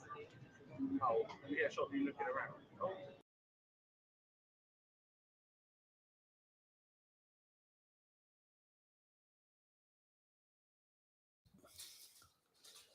Right, so David Tennant is there, and you can Bernard is there somewhere, but there's Doctor Who fans there, all excited. You can hear them in the background. I had to turn the sound off though.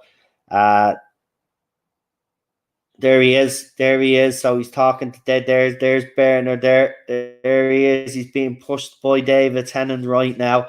Oh my God, this is actually happening. This is actually happening. This is just brilliant. This is. I'm just over the moon. This is just brilliant. I mean, this is the best. RTD coming back. It's just. This is the best thing that's ever happened to the show. Seriously, man. It's been a long time coming. Wow.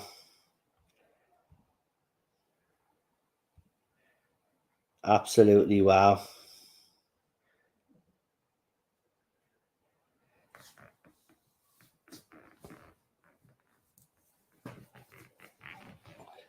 Seriously, man. There's if seeing all of that doesn't bring back some sort of spark or nostalgia or something, well then Chris Chibnall has truly done his job.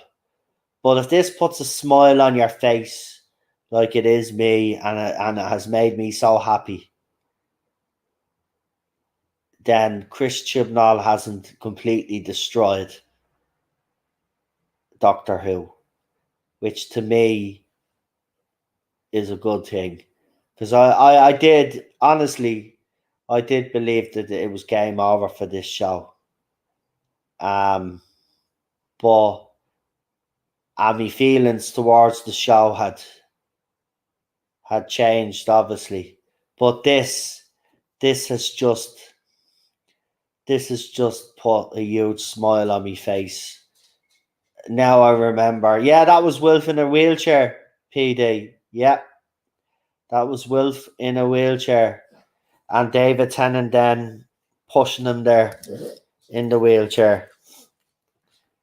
Wilf is going to be in Doctor Who. Now, whether it's just a cameo scene or whether that's the Doctor just keeping an eye on them or something because something's going to happen, I don't know. But Wilf is back.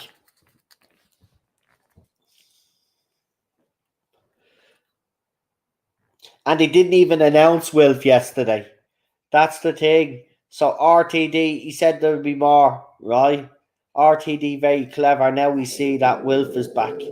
I mean, what other surprises has he got?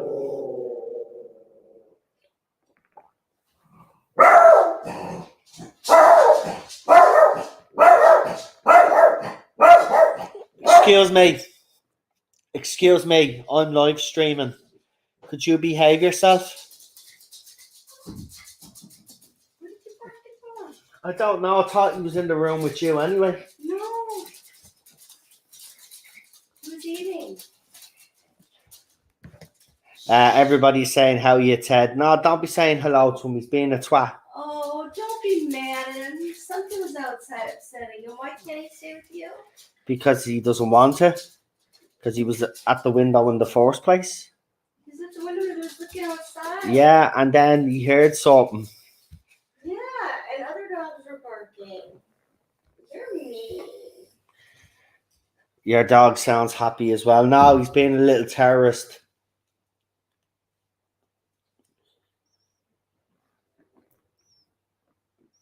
Teddy Gribbons. I'm watching Series 4 tonight. Yeah, look, it's Series 4, as I said, is one of my favourite series. Doctor Who. I love your wife's accent, says Halton. Yeah.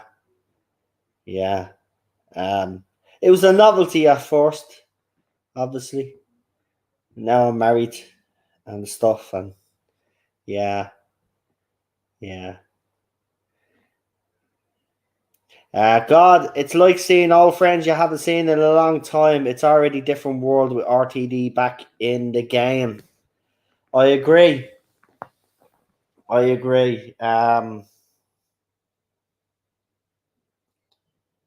Someone says Ted for the 15th Doctor. He do it better. Well, he should have been the 13th Doctor. He would have done a great job. Everybody loves your accent, by the way. You're welcome. Thank you. Ted says he's not even a little bit sorry. He's been cooped up in a bedroom all day. Okay. It's being exciting. Way to compliment your wife, no, lol. Yeah, because you really realized when you kept speaking that you should have stopped. But No, I was actually saying your accent was a novelty at first because, and then I married you. oh, so many words. Oh, so many words. So many words. I guess I'll keep him with me then. Yeah, Can you please at least put his food bowl in the refrigerator? I will indeed. Yeah. Thanks. No Bye. problem. Donna and Wilf and Yoko, David Tennant's back. Wilf is back. I am watching Johnny Depp and Amber Heard. Oh, yeah, go on. Take your court case out of here. Yeah. I don't like watching psycho women on TV. Anyway, we leave it there with the psycho woman, Amber Heard. My dog called Wilf, and he would be better doctor than Jodie. LOL. Daniel says he's back. Look up on Instagram, says Ritz in time. Okay. I'll have a look at Instagram. I am on Instagram. What am I actually looking for on Instagram? It's all well and good telling me to check Instagram, but what am I looking for? She posted the 2 hearts thingy. Catherine Tate did she? Is Catherine Tate on Instagram? I didn't know Catherine Tate was on Instagram. I'm gonna follow Catherine Tate. She's on Instagram. I follow RTD, so.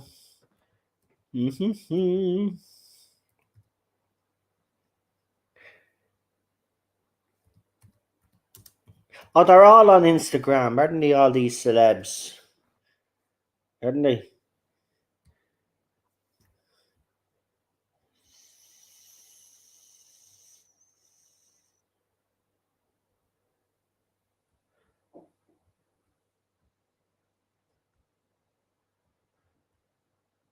I don't see her.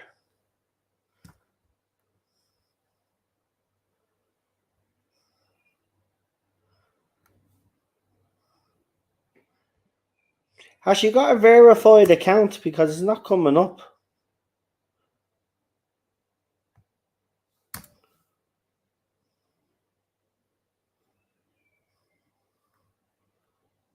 We got a fan club thing going there.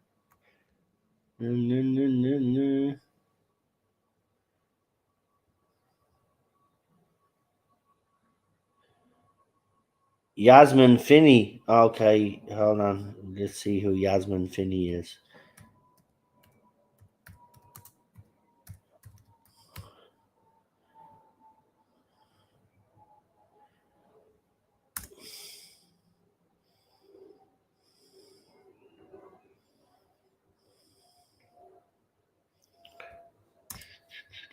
Right, let's have a look.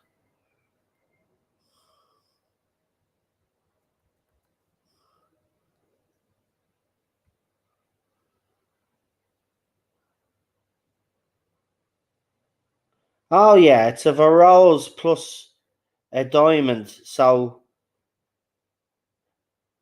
they posted that, and then Doctor Who's own Heartstopper, RTD, replied. So what are people trying to say that Rose is coming back for the 60th? Well, you know what? I wouldn't rule out Billie Piper. Remember, she did that interview a few months back where she said if the script was right, she would return, after ruling out. Uh, yeah, but the rumor is she's playing Donna's daughter called Lily or Rose. Oh, hold on. You're telling me that the person that threw up the tweet, the Instagram post, is you're speculating that they're saying that Donna's daughter is going to be called Rose or Lily, and she's going to be playing Rose or Lily. Well, it's definitely a Rose. So I think it's Rose.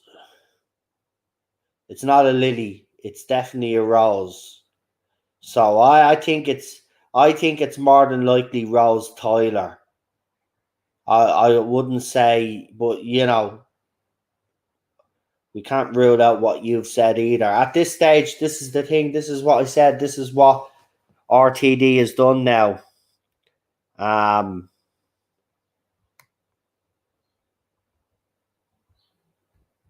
The hype and the speculation.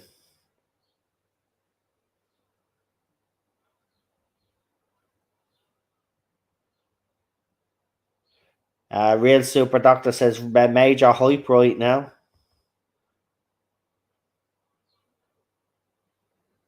Is it worth setting up an Instagram for Doctor Who News? Well, Instagram, I have to say, I found Instagram is a lot more calmer place. But you post photographs, Daniel, and then you could put your little post with your photograph. But it's not. I found it's not really a place for. Well, maybe it's because I'm only new to it, but there's not much interaction really. Like, you don't have conversations the way you'd have conversations on Twitter and stuff. Now, I have seen other accounts do have conversations. It's just everybody that's following me right now, I think, just uses it to throw up photographs. But yeah, I mean, for a more peaceful existence, then yeah, Instagram is not a bad place.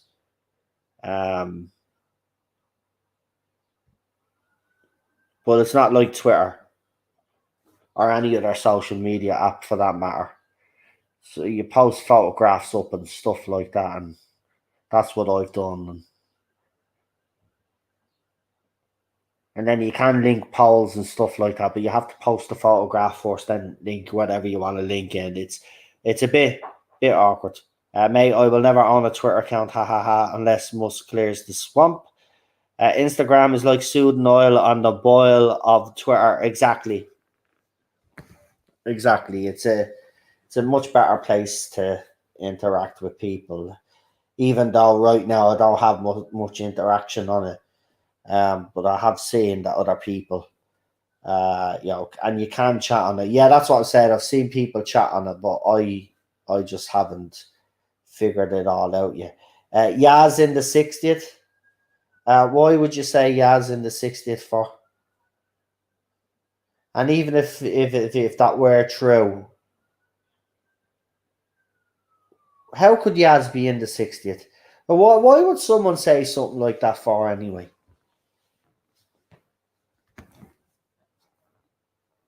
Seriously, why even mention a companion from the current era is going to be in the 60th anniversary?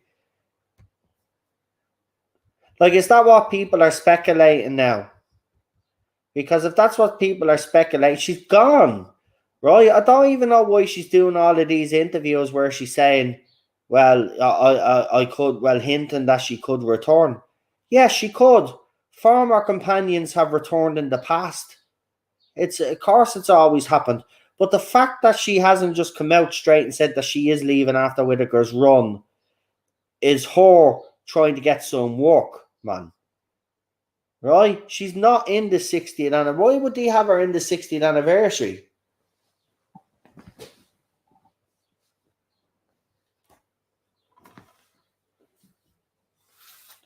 Well, I don't care. Don't joke about things like that. Right? I don't think it's funny. Don't ruin the 60th by bleeding saying she's in it. Jesus Christ, man. That's not a joke, man. That's a fucking nightmare, Unknown. It's a nightmare. It's everybody's worst fucking nightmare. Right? She was very privileged to have the job that she had. Right? For the caliber of actress that she had, she landed on her 2 feet along with her co-star. Right? They weren't good enough.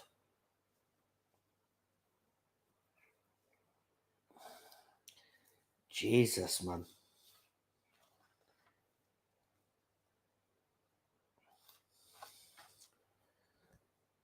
Man, nightmare. Nightmare on Yaz Street.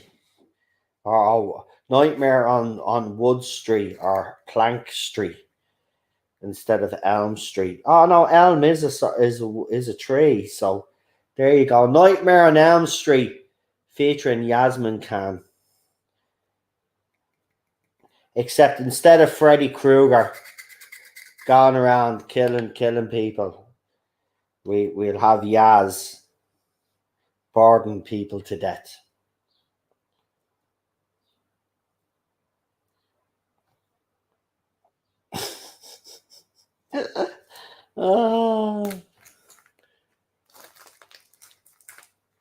That's what I mean. Forget about that era. I said it earlier on in the chat. I'm here to talk about RTD anyway, so forget about the other era. Does anybody really give a fuck about the centenary now? Because all the chat seems to be about the 60th now. Like, I mean, I find that this is why I find this all a bit strange, which tells me or indicates to me that I actually think we're getting something before the actual anniversary itself. And I don't mean like in the same month. I mean, we might actually get something early next year. There's even been rumors of even a talk of a possible Christmas special for Doctor Who. Right?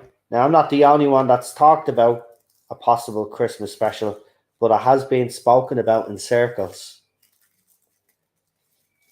Right? So imagine October, you get the episode that nobody gives two shits about. And then Christmas, then you get the start of this 60th anniversary countdown.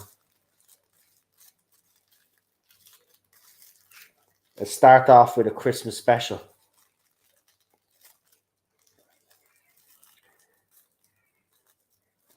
That's what I mean. This whole thing, like, I'm seeing the chat now, the way yous are reacting. Like, yous are all saying centenary who and stuff like that. That's what I mean. If there was anybody excited about the centenary special, right? Well, that's gone out the window now because all the fandom is talking about is RTD, David Tennant, Catherine Tate, and Wilf right now. Right? So it's had the opposite effect. And I know he did it in an interview and he even says, well, we'll put out information in drips and drabs because we still have another Whittaker episode to go. But I actually don't think they care anymore.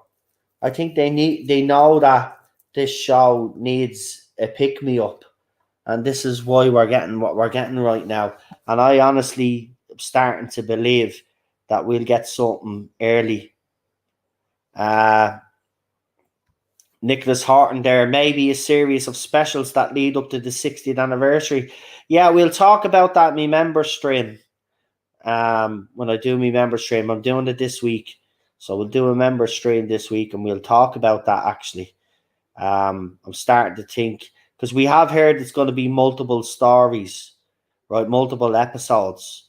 What if it is like multiple stories or multiple episodes, but instead of getting them all in November, the month of November, we get them spaced out, and then the last big one, then epic on the anniversary itself.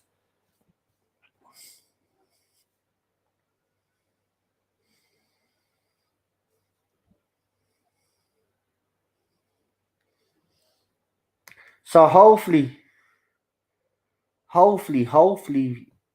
we get. So I think, you know, I know there was talk that maybe there should be a bit of a gap between this year and the next, but I think what's being proven right now, and I never thought I'd say this again,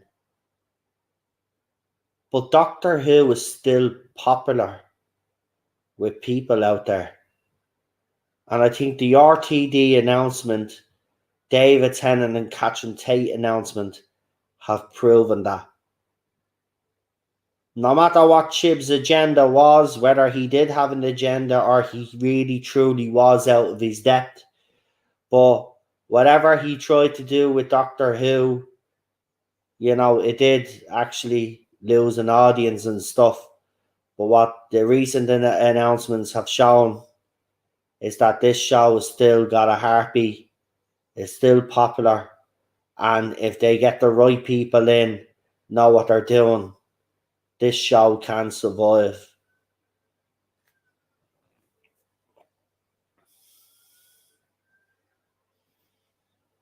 Yeah, we've already spoke about that, Psychic Beats, and RTD did reply to it, and actually I'll throw it up.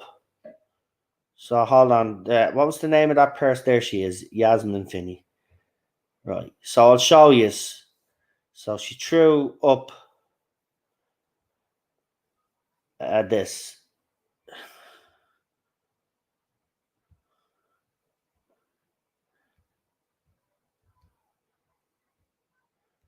So here we go. So we got a rose plus a diamond. Right, so that's a blue box, 60th diamond as well for anybody that doesn't know. We got a rose there. And then Russell T. Davis responded with Doctor Who's own Heartstopper. And that was 21 minutes ago.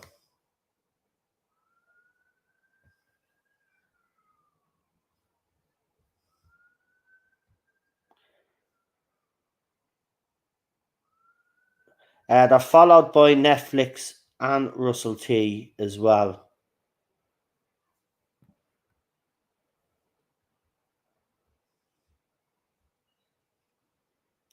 Am I correct in saying that this is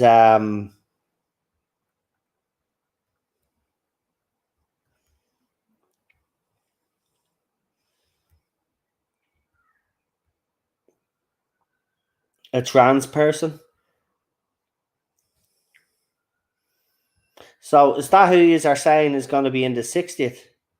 Is that why BBC social medias have been focusing on? They put up a post with drag queens.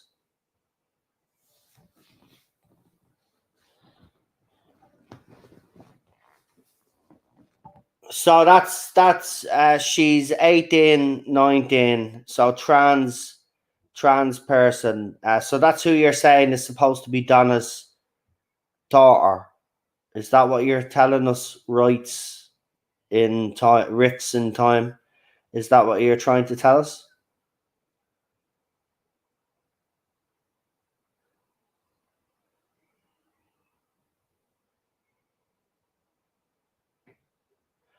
Unless it's basically fans just reading into it, though. It could be just the fact that even people have been doing it on Twitter, where they've been putting up these heart emojis with the box and then putting a guitar for Peter Capaldi, or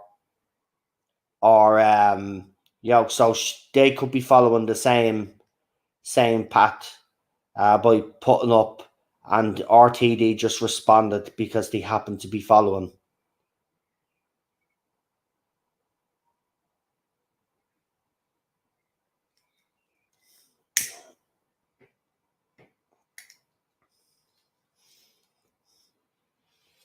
No, check Twitter. Oh, okay. BBC, you said. Twitter BBC. The Doctor Who or the BBC press office? We'll do Doctor Who first.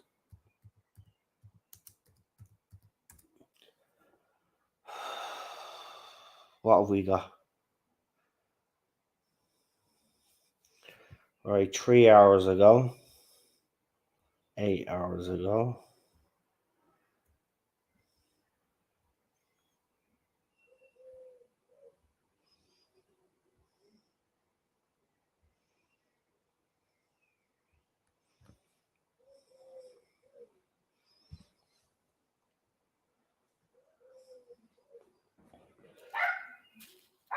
False alarm. Okay.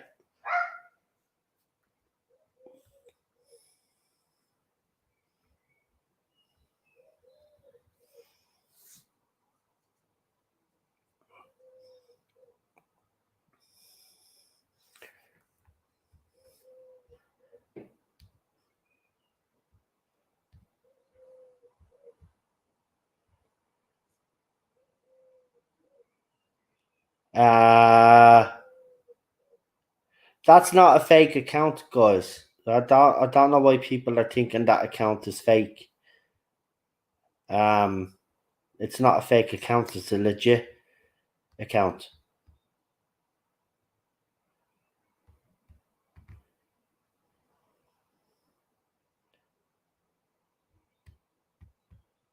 Oh, you're talking about the BBC account. Alright, yeah. No, it's grand, it's grand. Yeah, there is a parody BBC account out there. You just have to be careful of that one. You know, you do have a lot of those kind of sites that do that sort of thing. It's a way of putting out disinformation or trying to you know, delegitimize people out there that actually have proper information.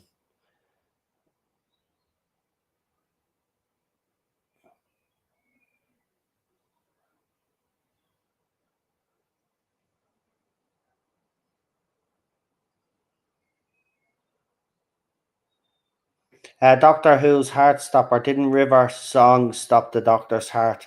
Or am I reading too much into it? Haha. I don't know, but like, I mean, obviously we don't know who else is going to be in this. As I said, I wouldn't be jumping the gun with that account on Instagram. That Instagram account could be doing what every other account on Twitter that I've seen is being done. They've been putting up their own double heart emojis and then putting up symbols and stuff like that, as a way of saying who they'd like. And maybe that's the same thing here. Heart Stopped is the show. Yasmin Finney, Heartstopper. Yeah, I don't know anything about them, to be quite honest. But I think it's just them asking if Rose is in the 60th, and then RTD just responded the way they responded because he's a fan. But of course, as we don't know, we'll just have to wait and see. But I'm pretty sure Rose Tyler is going to be back. It wouldn't, of course, it makes sense. It's David Tennant's Doctor, isn't it?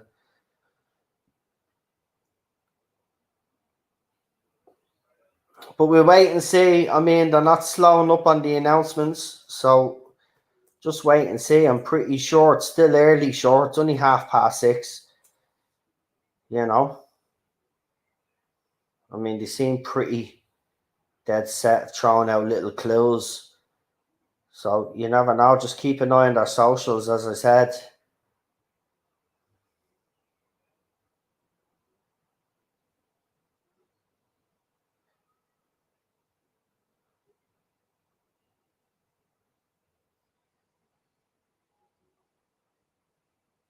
I'm just looking to see if there's anything else there that's popped up in the meantime.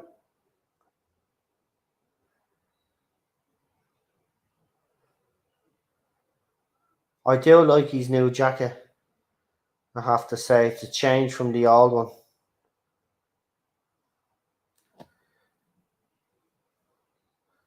But there, I'll throw it up again.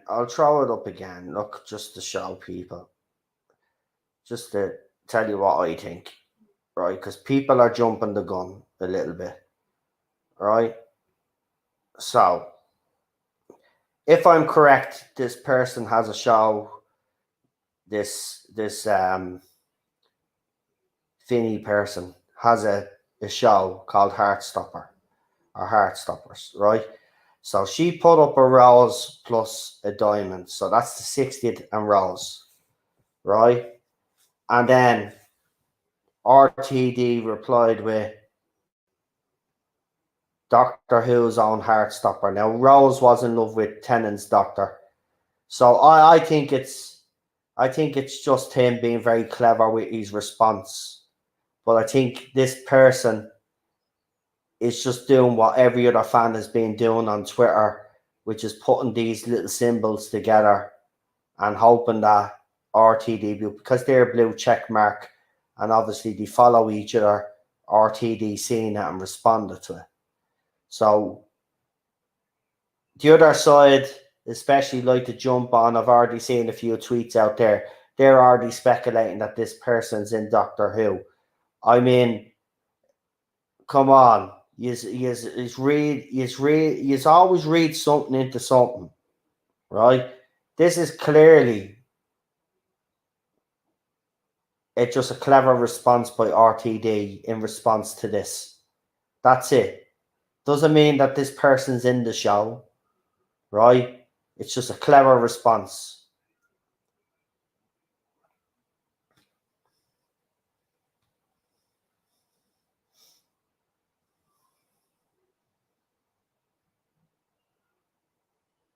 And all you forgot, Yasmin Finney shoot he got about a few months ago. Yeah, but he's in Series 14. This is his 60th anniversary special.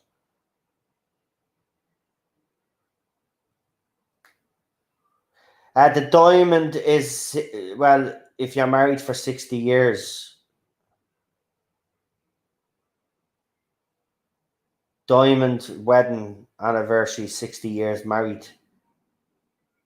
So that's what the diamond's for, which is very clever.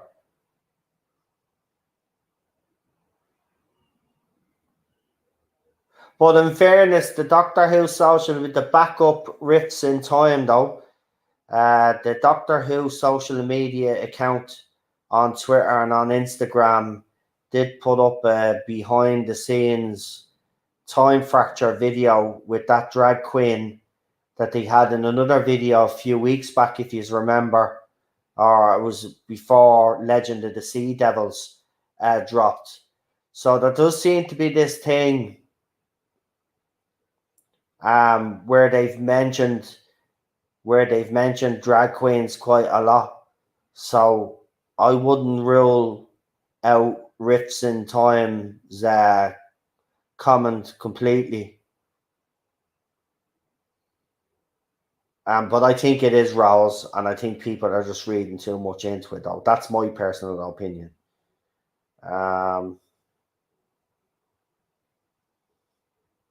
Yeah, Diamond Jubilee, 60 years, isn't it? Hold on. Diamond.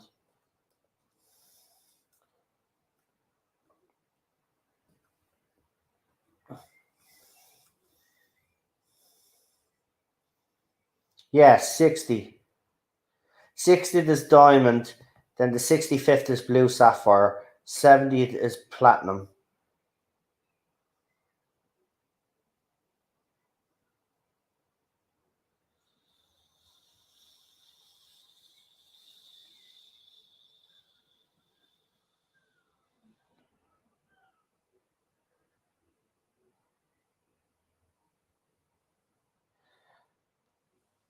Yeah, how would Yasmin Finney take the show into Series 14 when the new Doctor has already been announced?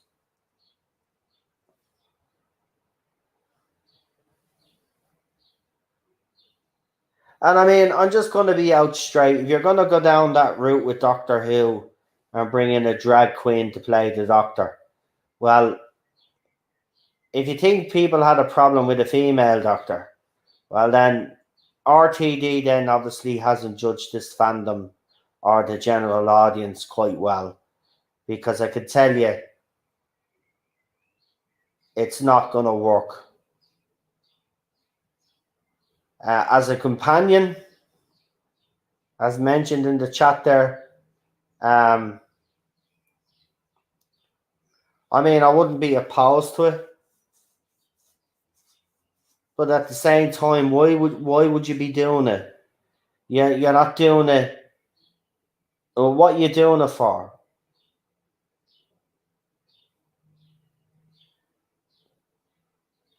Like, are you doing it to be different, or are you doing it because, as some fans fear, all of this stuff might be doing stuff for an agenda? So hold on. So Donna, so what you're telling me is Donna is going to be the one that can't accept that her child is trans, so runs away with the Doctor. So we get a redemption arc for Donna, but then she turns out to be transphobic. Yeah, I don't see that going down too well with the fandom. I don't see that going down too well with the fandom. No way. No way. So you'll give her her memories back, but you'll make her that she can't accept her child being trans or being a drag queen or whatever it is they're going with the companion. And you think fans are going to accept that. So they couldn't accept that her mind was wiped, but then you give her back her memories, but then you're going to make her transphobic then, because she can't accept her child for who her child is.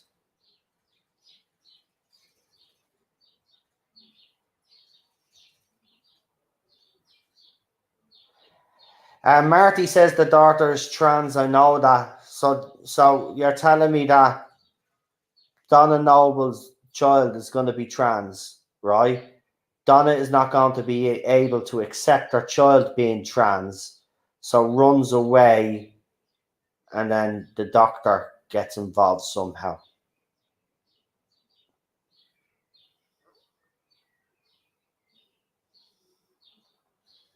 And everybody thinks that the Doctor Who fandom and the public are going to go for that.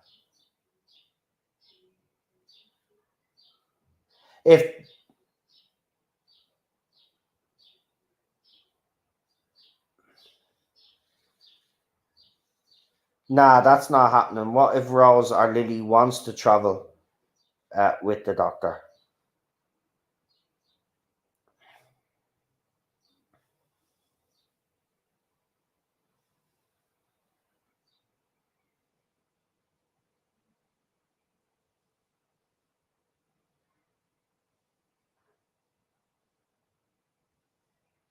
She might not be playing a trans character.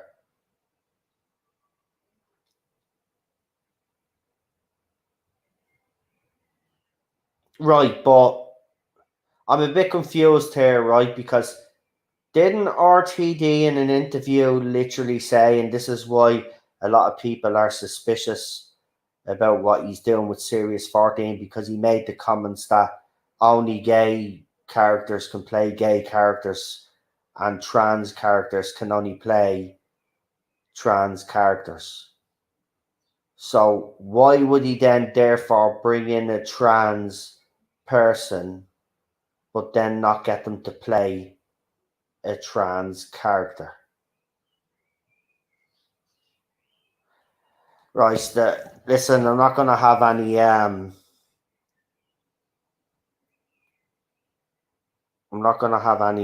comments like that. Please keep the comments clean, okay? Or I don't want people joking either. Thank you.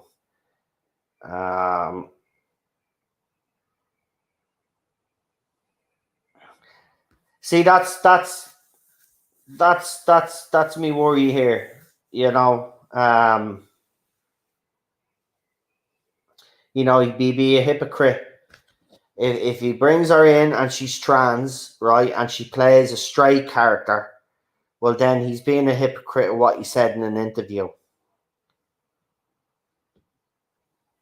So I wasn't talking to you, Ritson time. I seen a comment there that I didn't like, and I told them to not joke about it, but I didn't want to mention their name, but it's not you. Okay?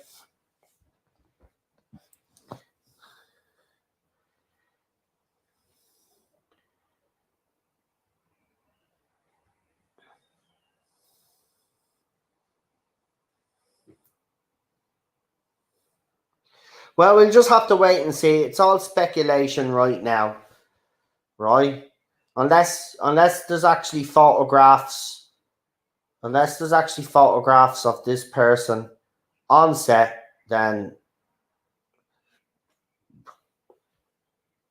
we're only speculating right now.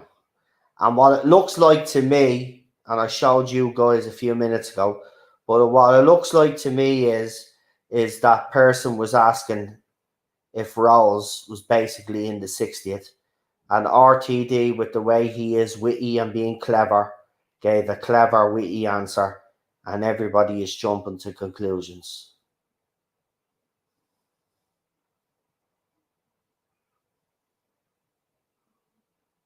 I love how people say even if she is trans, I doubt the crux of the it'd be the crust of the story. I love how everybody is so confident that they know that even if RTD introduces characters like that, he'll do them justice and it'll be done properly, and that's not even a concern.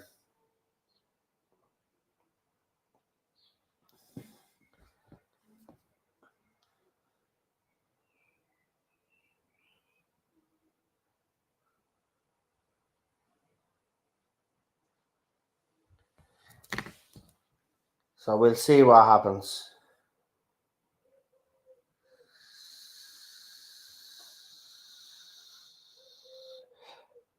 Nice to see Andrew Jones has made an appearance. You think by changing your name, I'm going to read out your super chat, but I'm actually going to remove you so you can take your super chat back like you always do. And see you later. Bye-bye. We know RTD does things. It's not going to be the main plot point, says MCTV. Exactly. Have to admit, I trust RTD with a trans storyline, says Jamie. And Problem Being says, go away, Andrew. Yeah, go away. At the end of the day, nobody gives a crap. Oh, by the way, while you are listening, because you're listening, obviously, because you sent the super chat. While you're listening, so I found your video where you actually show your face, and someone has put me in contact with the police in your area because, like a dummy, you've actually put your location on one of your Twitter accounts because you're an idiot. So I'm going to hand the relevant information over to the police in Wales. And also all the screenshots of your suspended accounts and all of the vile stuff you've been saying. So expect a visit from the police, Andrew Jones, because you will be getting one. Because I'm sick and tired of your nonsense now. 5 years of this, and you were harassing and bullying people before I came along. All right, and then you started on me. But you picked on the wrong person. Now I've had enough of you. You crossed the line yesterday when you said some disgusting things towards a friend of ours who had lost someone, right? And you couldn't keep your personal opinions or your hatred to one side, and you decided to go in and stick the knife in just like a couple of other people did. So I'm sick of you. You've crossed the line now.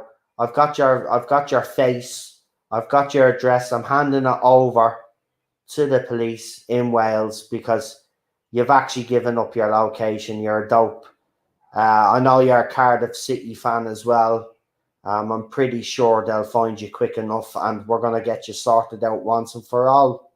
The law is going to deal with you. Sick and tired of you thinking that you can come and harass people whenever you feel like it and not have to deal with the consequences. Well, you're going to be dealing with the consequences this time. And to prove that I have the video of your face, I'm going to post it up on Twitter. You've got it up on your YouTube channel, so it's public anyway. But you try to, obviously this YouTube channel that you use is not very active.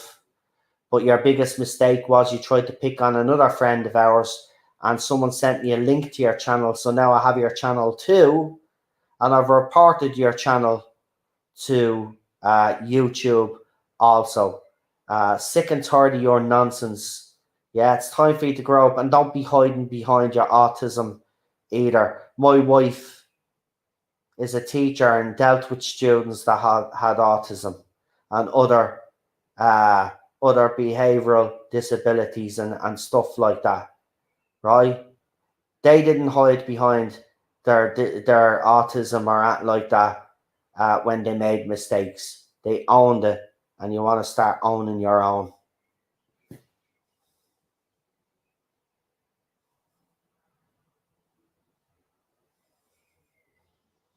Yeah, I know. Everything is they won. You's won feck all. The only thing that you did was destroy a fandom and destroy a show. And you are lucky that RTD has come back to try save it. But I'm done. I'm done. You're done.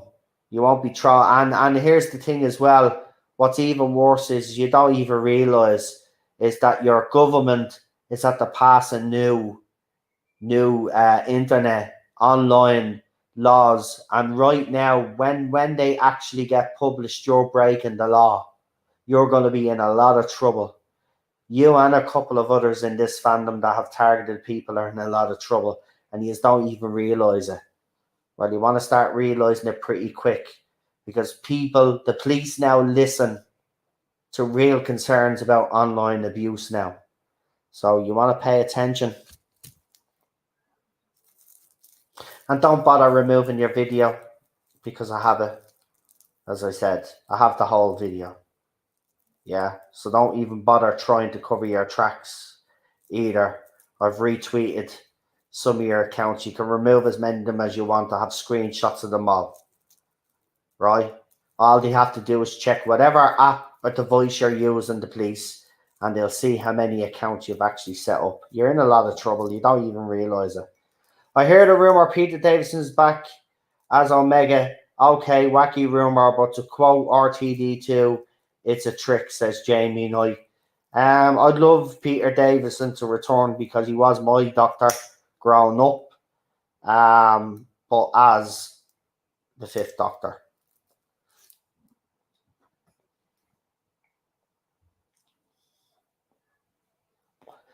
John Michael Fink says, see you all later. Have a good one, pal. Have a good one. Don't forget, we do have a members stream. We do members streams now. We will be doing one this week. So there's a join button there if you just want to join. Don't forget to like, share, and subscribe as well. And as you can see there underneath the scrolling there, we've got Tarda Zone social medias there, Facebook, the Tarda Zone Classic, and all of that, all the social media apps there. Omega coming back is the standard rumor every season. LOL. Exactly. Just like the Sea Devils were. Remember, the Sea Devils are coming back in Series 11. Because that's when the Sea Devils were first rumored. But it's like with everything. He has all of these grand plans to bring villains back, or past villains back. But then he kind of drags his feet on it, and then he'll write a story, and then he'll realize the story that he hasn't written is very good. So then what he said in the interview was, well, I wrote this story and then decided to stick the Sea Devils in, basically. So he shoehorned the Sea Devils into the latest story, called it The Legend of the Sea Devils, but it actually wasn't a Sea Devil story. And that actually wasn't really much of a pirate story. For a pirate story, it was actually very disappointing. And I like me pirate stories. A big fan of the Pirates of the Caribbean. Even Cutthroat Island gets a bit of rap. But I like Gina Davis in that, and I like that movie. It's a bit goofy. But I do like me pirate movies. And I do like any pirate theme story that I've seen out there. But this has to be probably one of the worst ones I've ever seen. Shoehorns everything in. Captain Jack's cameo, John Barrowman's cameo, shoehorned in. There was loads of stuff shoehorned in over his era. I was telling people that these things were shoehorned in. I was getting called a liar, and then it came out of the horse's mouth himself. It's like as if he's just spilling his guts, and Matt Stevens as well. It's like, well, we know we've only got one more episode, so let us tell you that we really didn't give a. We really hadn't got a clue what we were doing. We didn't give a shit. We just shoehorned things in. Just like they did with Tasman.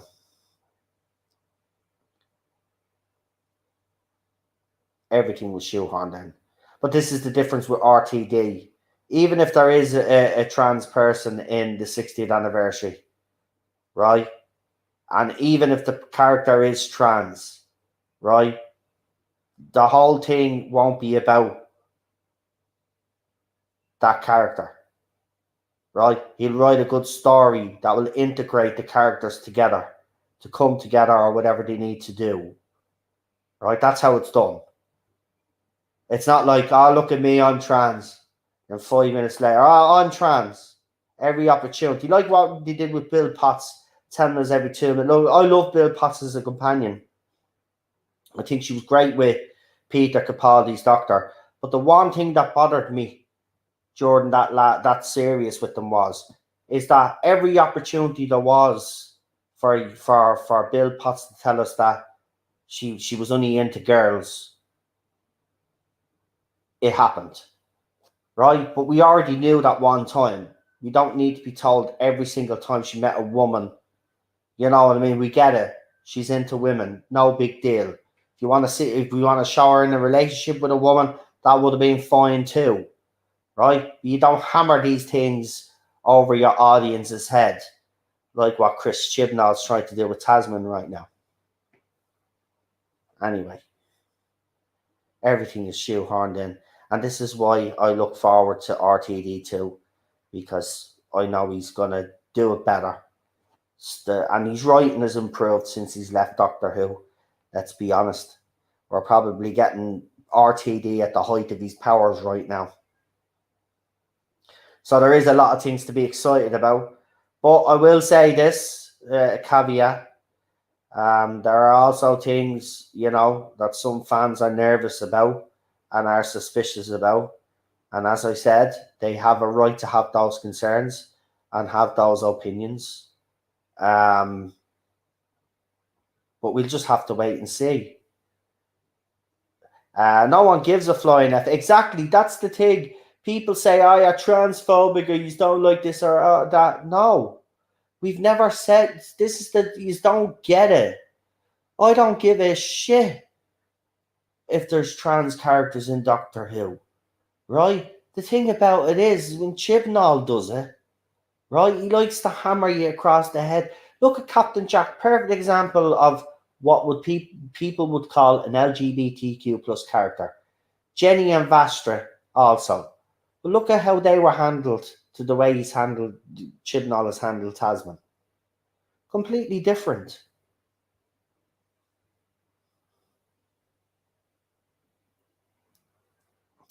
Great. Andrew Jones has followed me onto Instagram now. But what he doesn't know is that on Instagram there's a deadly little thing called block them and block further accounts that they make. So he won't be able to make any. This is the good thing about Instagram that they should introduce onto Twitter, in my opinion. No you should be able to block there. Literally, they haven't even posted that. And,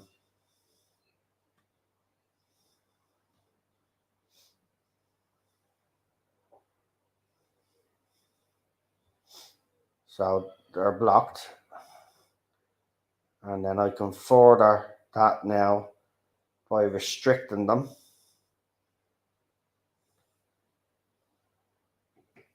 So not only are they blocked, they're restricted as well. But that's how sad he is. He's moved on to Instagram now because he knows I'm on Instagram. He did try join my Discord server along with another little weirdo, but I was able to remove them. Not before they did a bit of damage though, because I was only getting used to Discord, and they targeted someone in Discord and they left because of it. Nicholas says, good night, everyone. Enjoy the rest of your night, your evening night. Good night, and thanks for being a member. And look out for that membership stream, Nicholas. I will be putting it up. And thank you for becoming a member. I really do appreciate it. But you see, he wouldn't be acting like this, right? For people that don't know, he wouldn't be acting like this if Mr. TARDIS didn't do his video on Ballstrek, because that's when he started coming back on Twitter then and calling Ballstrek a racist, and then he starts setting up accounts to try target me, and he actually even targeted a couple of the girls in the fandom that we know, and they had to block him, and then he sets up new accounts all the time. Now, most of these accounts end up getting suspended because he says some horrible things, right? Absolutely disgusting, vile things, and gets suspended. But what should really happen is his IP address should be banned from the platform altogether.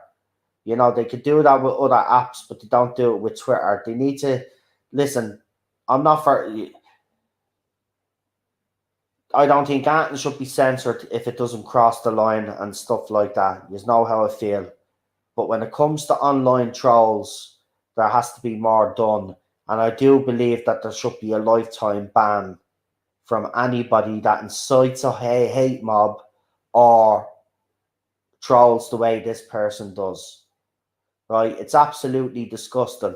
And none of this would have happened if he hadn't. And I don't care what he says.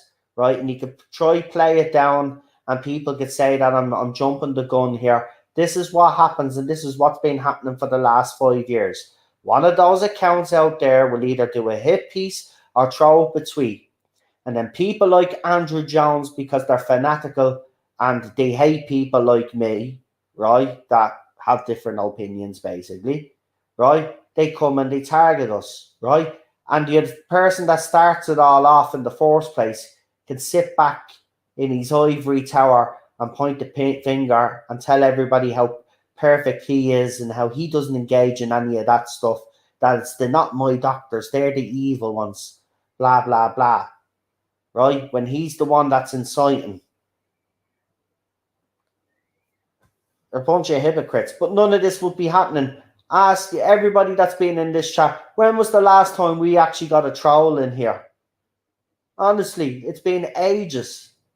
But as soon as that idiot on Twitter tweets about me, which he has, right? I've said nothing about him at all, right? After the last spat, I've said nothing for months. I've kept my mouth shut. I've done my own thing. We focused.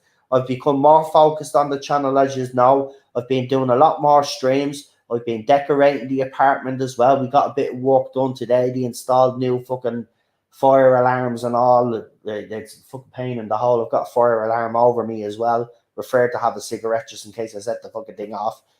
Right? But I've been focused on this, and he wants to drag up the past, drag up about rumours that I did that were reported on. Right? He's still banging on about those rumours that were reported on in the magazines.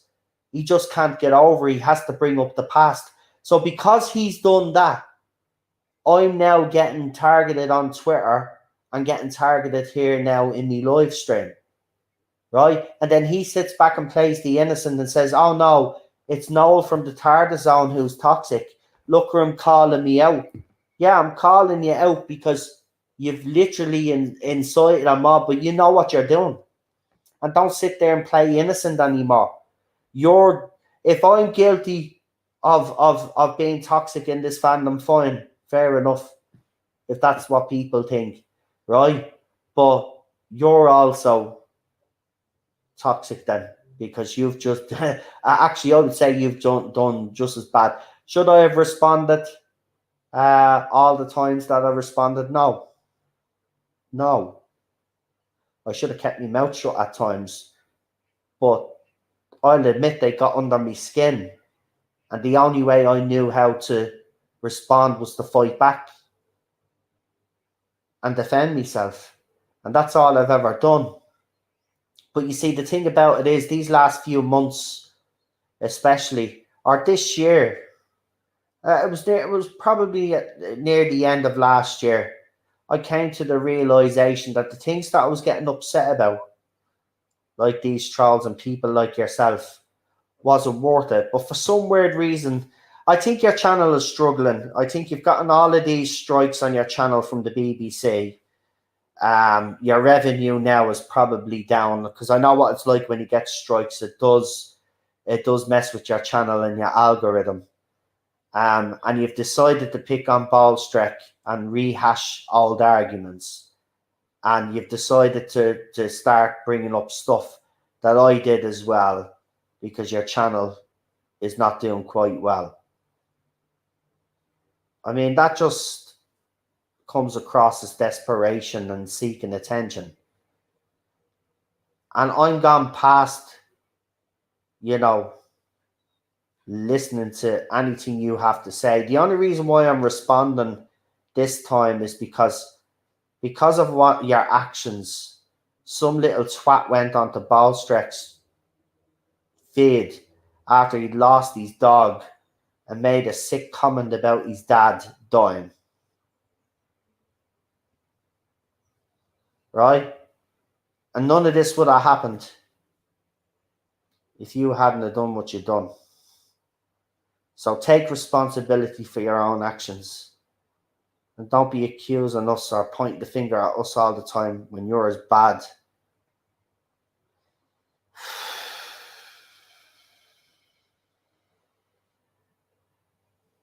And Noel, is that real? Check BBC or what now? Okay. I am loving the excitement though. Well, it's 7 o'clock, so yeah, there could be something. Hold on.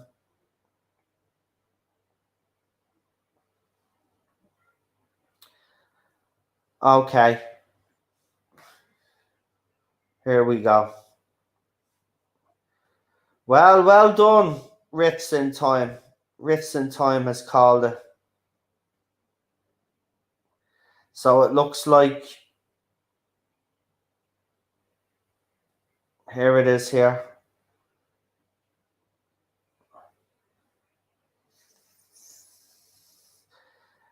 Doctor Who gains its own Heartstopper as Yaz. So yeah, you are right. So fans that were reading into it were absolutely right. So credit where credit is due. So there you go. There is an article.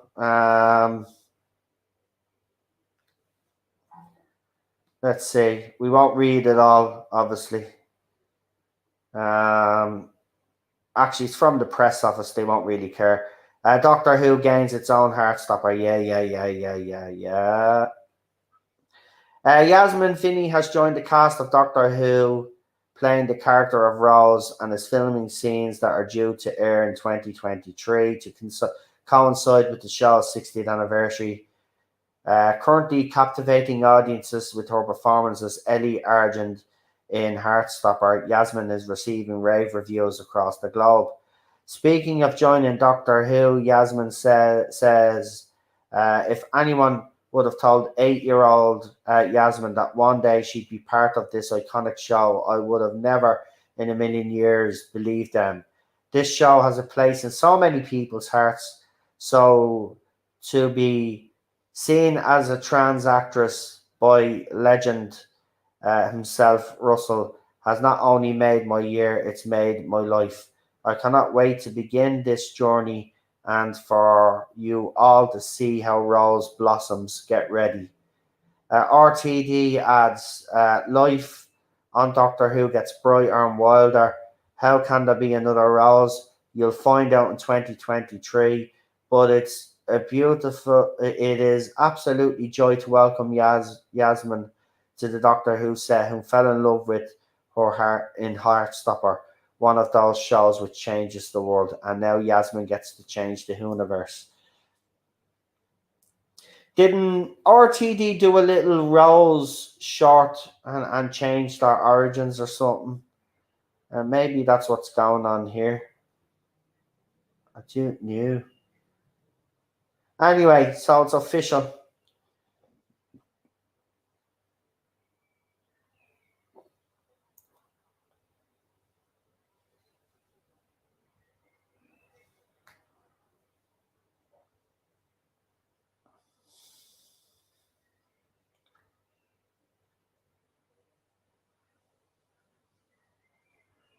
Right, so there you go. The new Donna's daughter, if it is Donna's daughter, is going to be called Rose.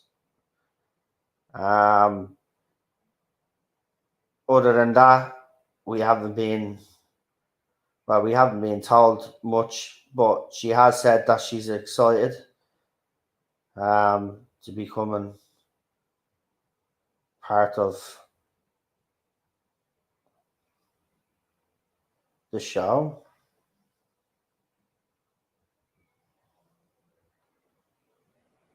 I mean, you really are a sad little individual. Look at set up loads of other accounts. I mean,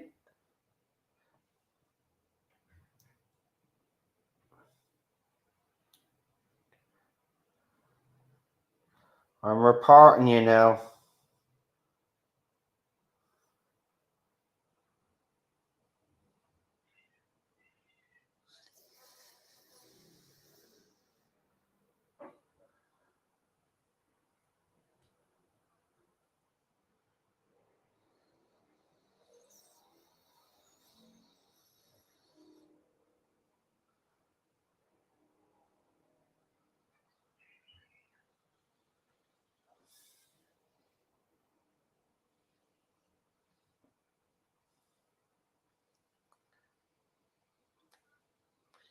You sent me a DM. I'll check it now. Just bear with me.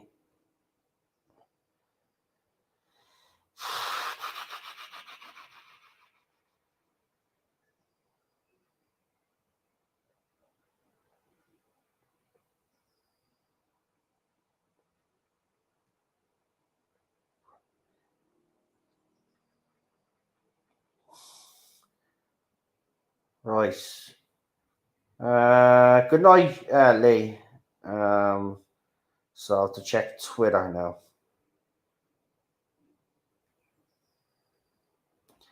Let's have a look at Twitter.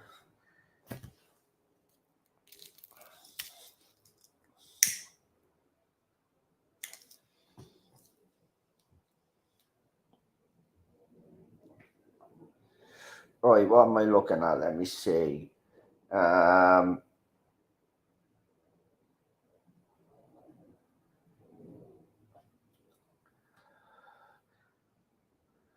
What's this got to...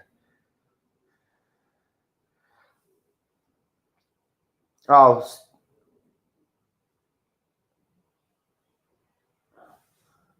so it's a photograph of Shooty when he obviously met her a few months back.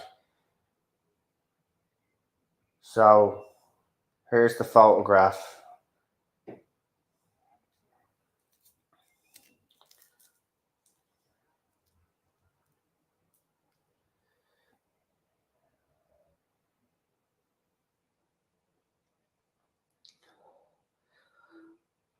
I mean, they do make a good pair there now, I have to say.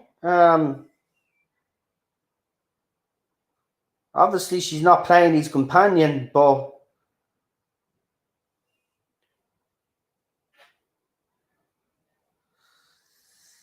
Interesting.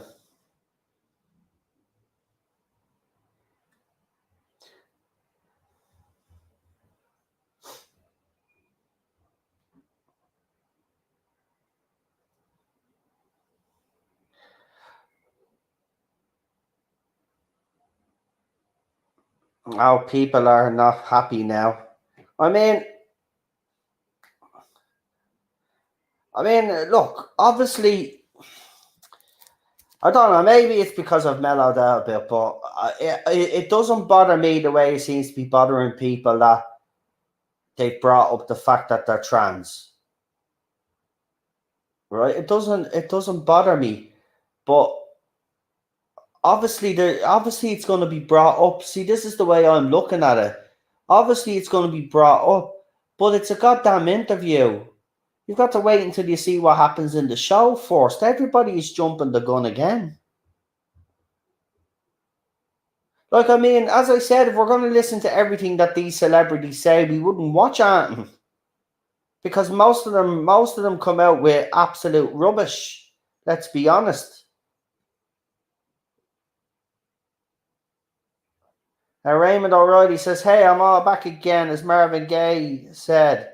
What's going on? Well, he said, let's get it on, wasn't it? Let's get it on.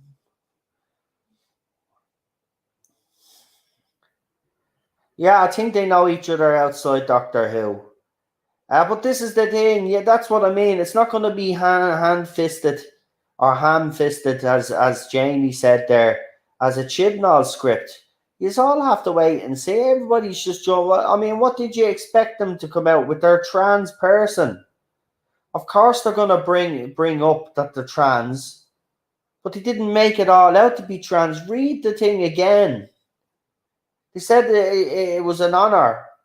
If you had told 8-year-old me it's a dream come true, what more do you want? Like, I mean, for the only way for people not to get annoyed is for everybody to just stop talking. But they're not going to. That's the era that we live in. I'm not saying that it needs to be accepted, but when they do interviews, that stuff is always going to come up. A journalist is going to ask them. It's just the era that we live in. But you've got to separate their comments that they make publicly in an interview to what they actually do on the show. The difference was with Jodie and Chris Chibnall, what they said in interviews they did in the show. Doesn't necessarily mean that RTD is going to go down the same route.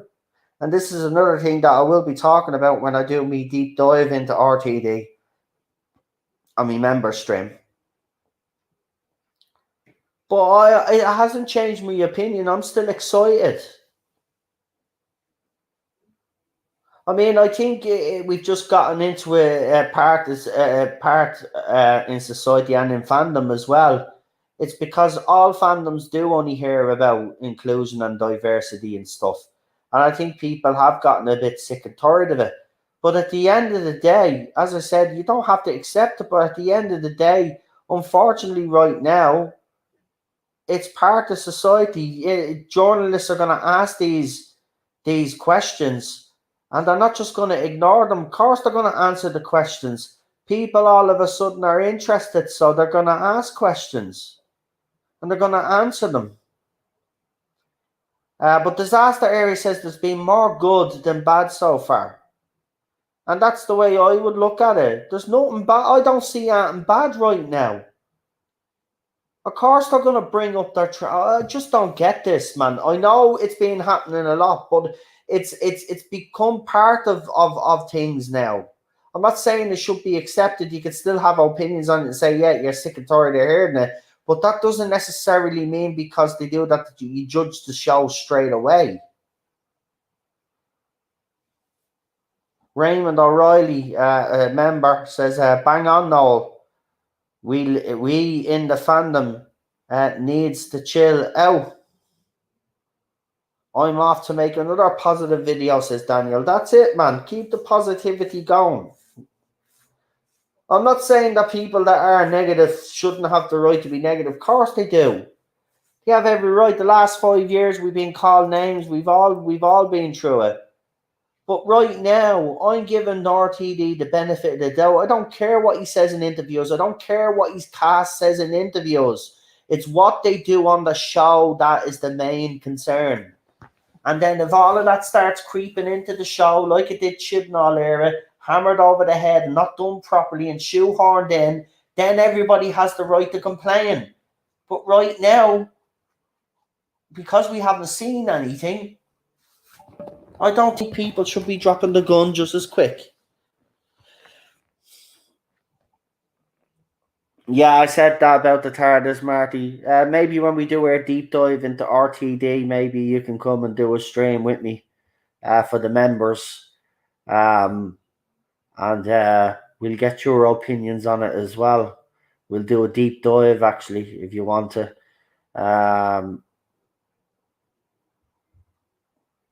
Real Super Doctor says, sorry, I have cold feet about Series 14. It's not looking good. But based on what? That's the thing. Based on what? And this is not me having a go, but based on what? An interview that he did the BAFTAs for about 2 minutes or something. Right? Or an interview RTD did at the LGB Alliance or whatever it was. Right? Is that it? Because I put it to people this way. Had you got any concerns when he did Series 1 to 4 and did the specials?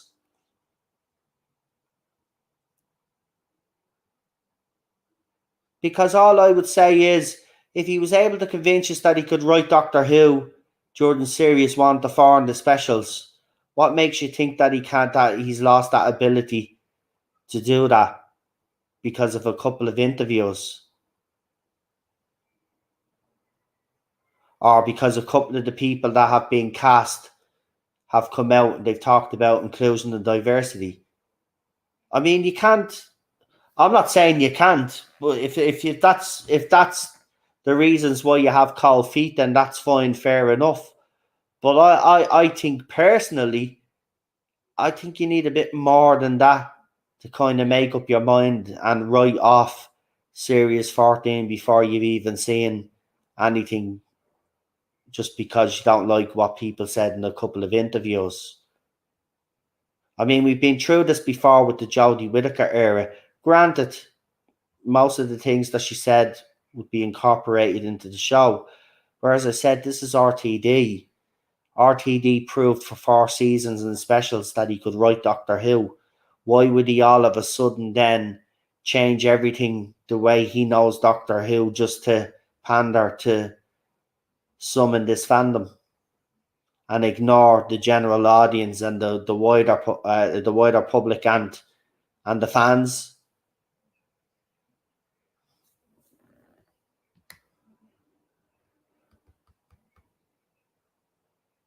Like, as I said, I'm not having a go. I'm just putting it out there. You know, I mean, a couple of interviews to me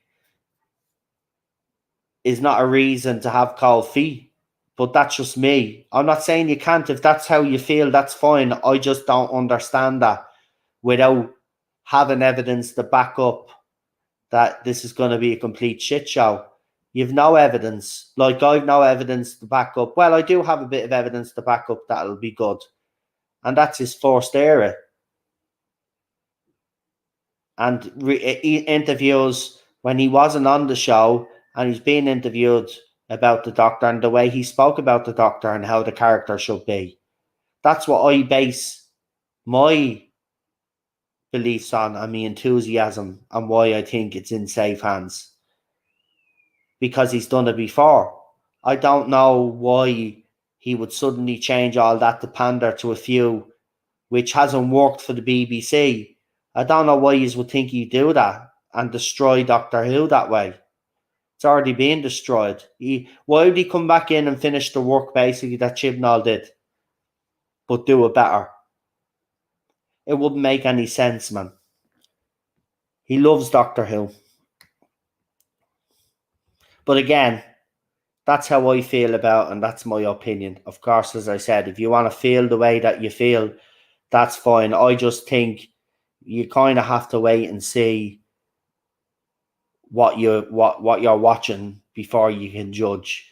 I mean, some people have already wrote off Series 14 before it's even begun filming. I mean, that's just not on. I mean, that's what some people in the Star Wars fandom do, or the fandom menace, right? When they do their videos, they see a photograph and then they do about 50 videos on it, how it's going to be shite and stuff. But they haven't even seen it. I think we just have to wait and see.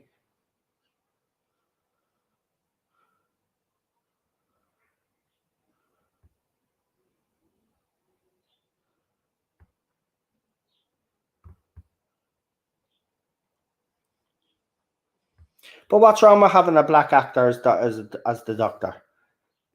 I mean, I've been on this channel and we've actually spoken. A couple of people that actually subscribe to me have mentioned Iris Elba and a couple of other black actors. Nobody has a problem with a black actor taking Doctor Who. I think what people are worried about is because, comments that RTD made. And this is where I can understand the other side of the argument. RTD did say that only gay characters should be played by gay people.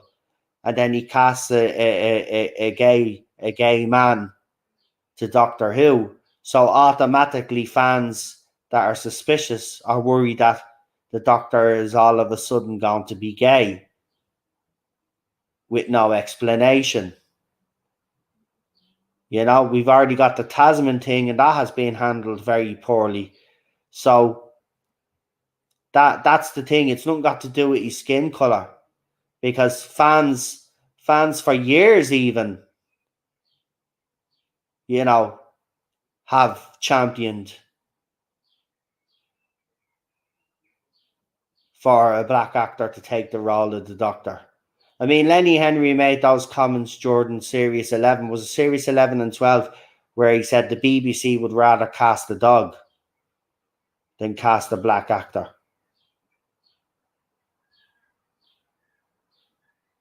So skin color has never been an issue for me, because my original choice was Richard Ayoade.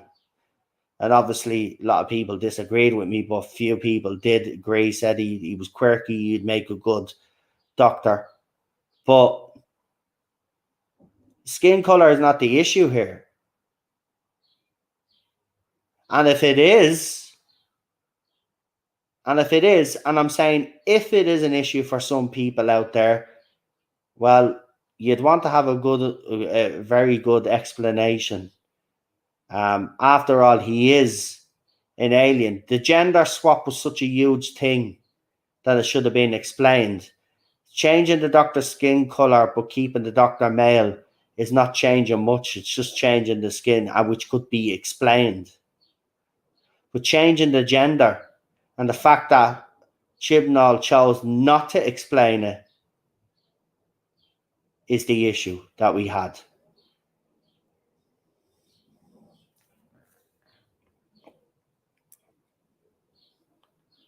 So they're the issues that other fans have. But it's nothing got to do with skin color. And I want to make that clear, because a couple of these fans are being called racist and I don't agree with it.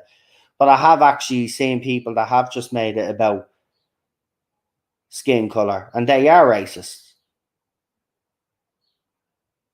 But the people that I know that are being accused of being racist, I know they're not, because I understand their argument and where they're coming from. I've explained it here to you. The skin color is not the issue here. He made comments where he said,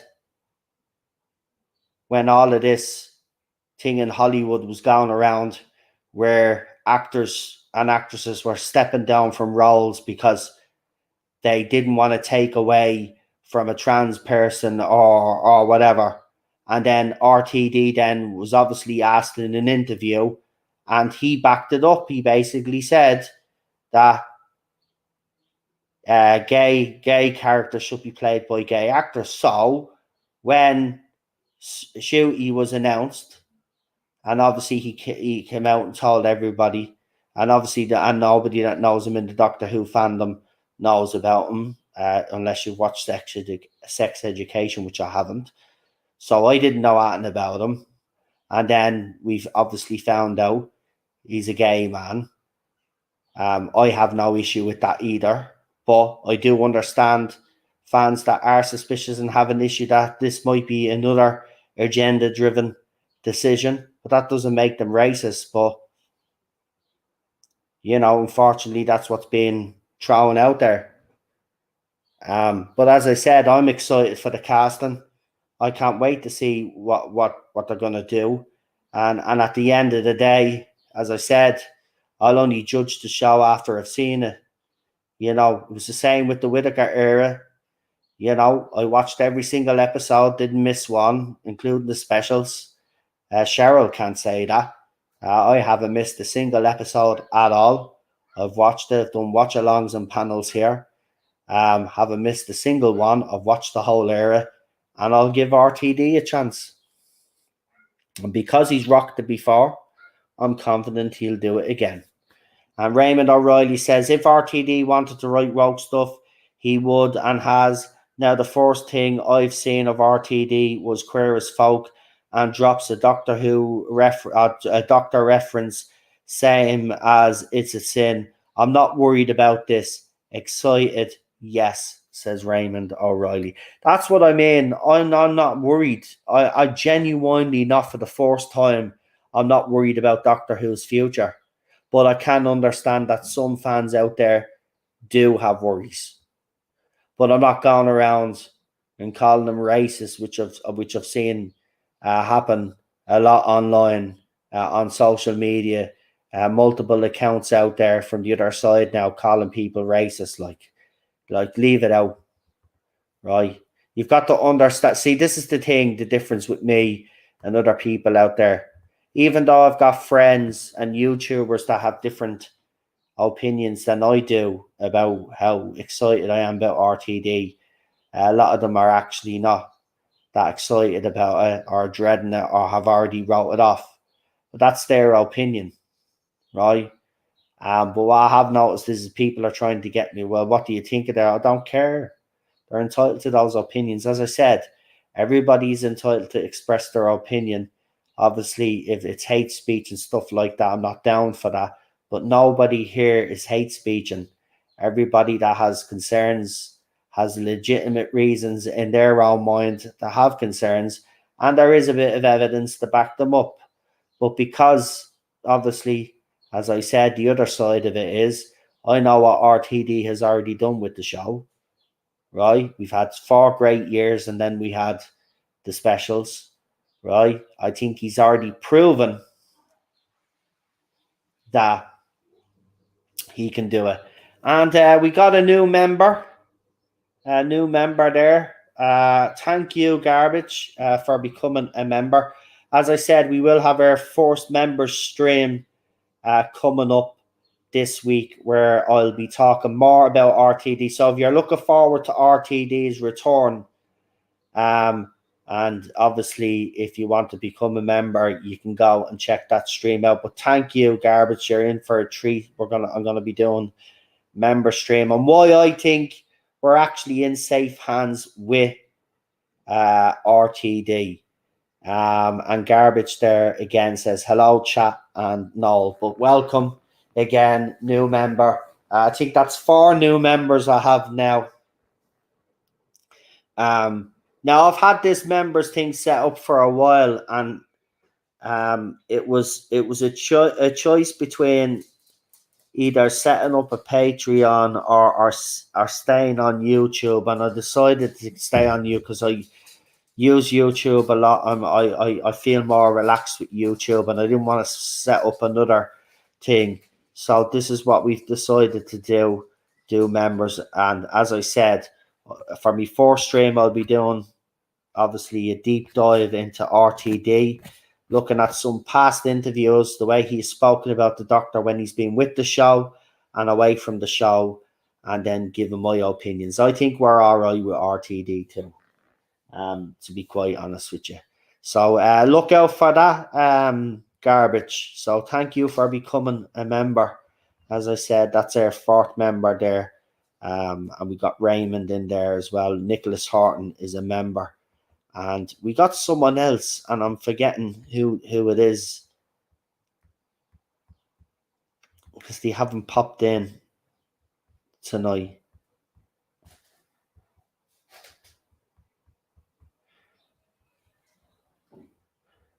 I'm pretty sure they will before we finish up. I mean, as I said, you know, if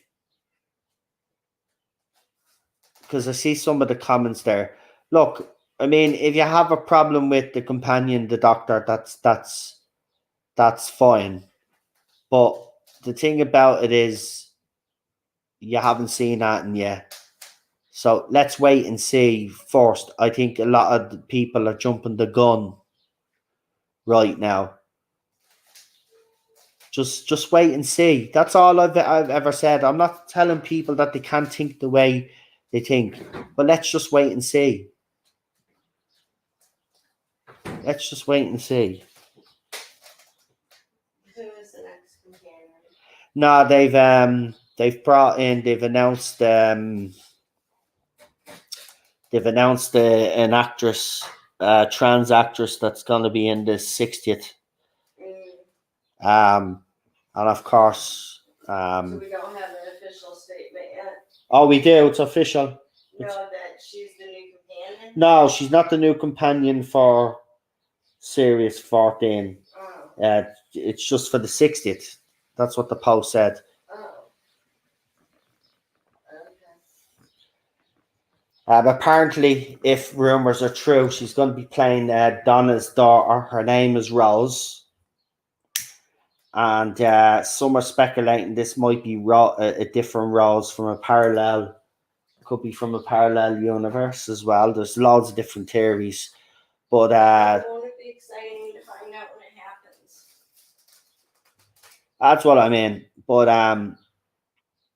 obviously now, because of that announcement, some people are not too happy. I might have to force myself to watch, binge the last however many, 2 episodes, because there's one earlier and then one now. Well, hold on. We'll ask everybody in the chat. Should Cheryl watch the last two specials? Not until right before the guys start. Jodie Whittaker's. Should before the 60th, should Cheryl check out the last 2 episodes? I've told her already, right, what I think. But what do you guys think? Garbage there, giving a few smiley faces. We'll throw them up there. Remember, if you become a member as well, your tweets or your messages do get priority. But I won't be abandoning the chat either. I can read out, but if I do get a super chat or a message off some of these accounts, obviously they get priority. Patrick is the other member. There you go. I knew there was another one. So Patrick is also a member of the channel as well. So there you go. Don't burn your mind, says Peter. Yes, she should. There will be a story link into the next era, says Jamie. PD says, Cheryl, you're not missing anything, I should say. Let's see. Sea Devils, do not watch it. I haven't. It's just the most convincing arguments is nothing more than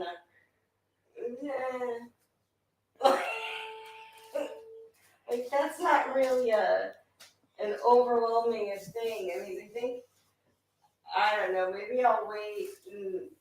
Look, Eve of the Daleks is just a cringe fest. And as for Legend of the Sea Devils were a great design, but you could tell that this episode was just thrown together and poorly edited. That's the problem with it. That's the problem with it. But the Sea Devils are not actually bad. He didn't ruin the Sea Devils except for the stupid sword thing. Like, you'll know what I'm talking. I haven't ruined that, but when you see it, it's absolutely ridiculous. Like, And I mean the sword fight in it, considering that both of them didn't train for it, because he said in an interview they didn't, was actually pretty decent, considering. Wow, that's so much more information that I was willing to. Yeah, hear. but you know what? You're not really missing out, but just in case there is a link. But you know, I am because. Yeah, okay. We got another one from Garbage. As the Centennial special this year, it's still written by Chibnall. Whether RTD had influence, who knows? It will be rubbish. I guess it will. Is it worth seeing for classic companions? Yes, it is. Yeah, but here's the thing. Yes, it might be a Chris Chibnall episode, but don't rule out if RTD has added something to this near the end to probably link it into the 60th, right? So don't rule out RTD maybe writing a line or two, because if I remember correctly, didn't Moffat, he wrote Peter Capaldi's last lines, didn't he? But wasn't there something added in from Chibnall, and then we got the "Oh Brilliant" thing by Jodie Whittaker when she regenerated into Peter out. Yeah, I watched that regeneration scene again recently, and it still does nothing for me. But Peter Capaldi's speech, because I know what's happening, what's going to happen next, doesn't have the same impact that I had back then. Because, like, even though we knew Jodie was going to be the Doctor, we didn't, like, even though we kind of, the articles were making us worried and stuff like that, we were still willing to give her a go. And yeah, that whole regeneration scene was just, yeah,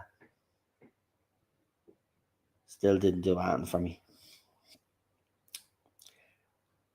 Shoehorn Devils says disaster area. The Sea Devils did the Super Mario jump in it. Yeah, that was ridiculous. That was, wasn't it? That was ridiculous.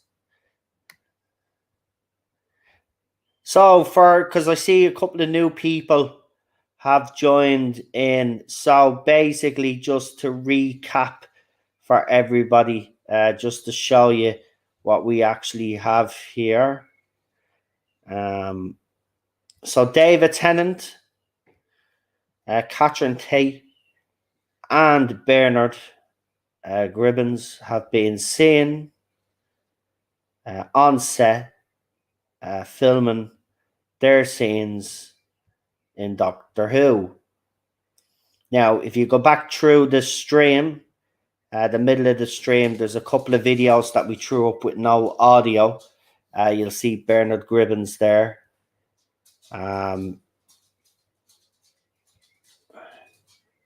What's this?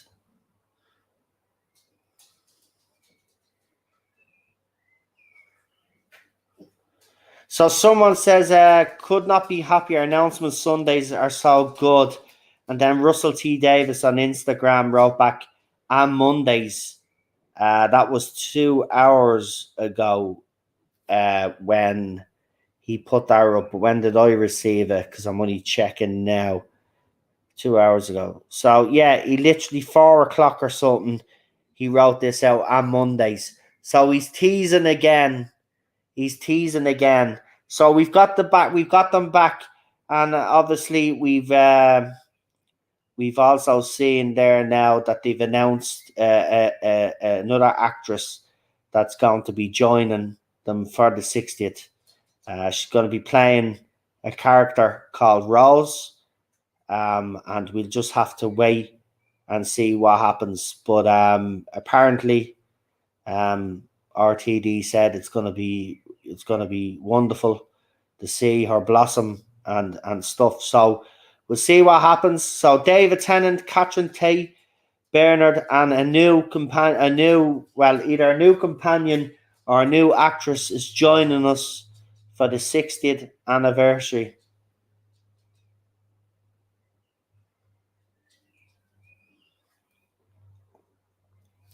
Yeah, but RTD lies, just like the Doctor lies.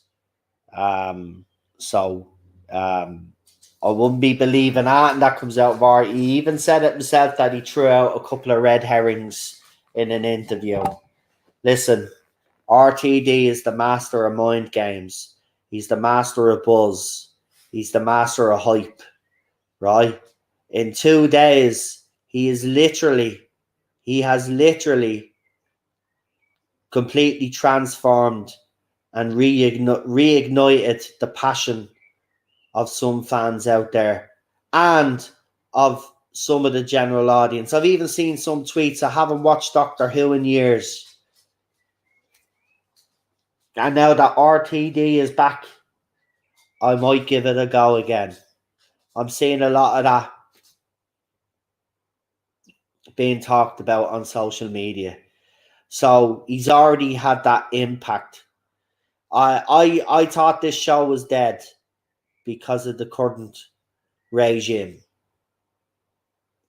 But these announcements have showed that this show still has life in it, still has a passionate fan base, and it's good to see. We've had 5 years of absolute torture. Yes, as I said, some fans do have concerns about the upcoming RTD era, and as I said, they're entitled to those opinions. You know, just like I'm entitled to the opinion that I'm excited. I can't wait to see what he brings us. You know, and especially the 60th now that I've seen some of these announcements. And trust me, you know, as I said, RTD is just like the Doctor. He lies. So even though he might suggest there might be no more announcements, don't believe a thing out of his mouth.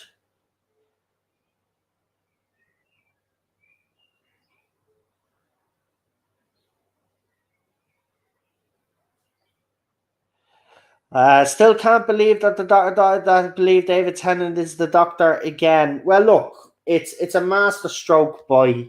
I can tell you why David Tennant is back, right? David Tennant is back because David Tennant wins all the fan polls that the Radio Times do. It's either him or Tom Baker that win the best Doctor polls, right? For a New Who Doctor, you might have your own personal favourite New Who Doctor. But in the eyes of the general audience and in the eyes of fans that vote in polls, David Tennant is the most popular New Who Doctor, right? So it makes sense that if you're going to have the 60th, that's why Stephen Moffat wasn't stupid either. Matt Smith was a very popular Doctor, and Matt Smith could have very easily carried that 60th anniversary by him, or 50th anniversary by himself, right? But he chose to bring David Tennant in as well, right? To have two favourite Doctors, all the fangirls and Matt Smith and all the David Tennant fangirls and boys all popping in, right? So it was a master stroke. So for RTD to bring back his second Doctor is not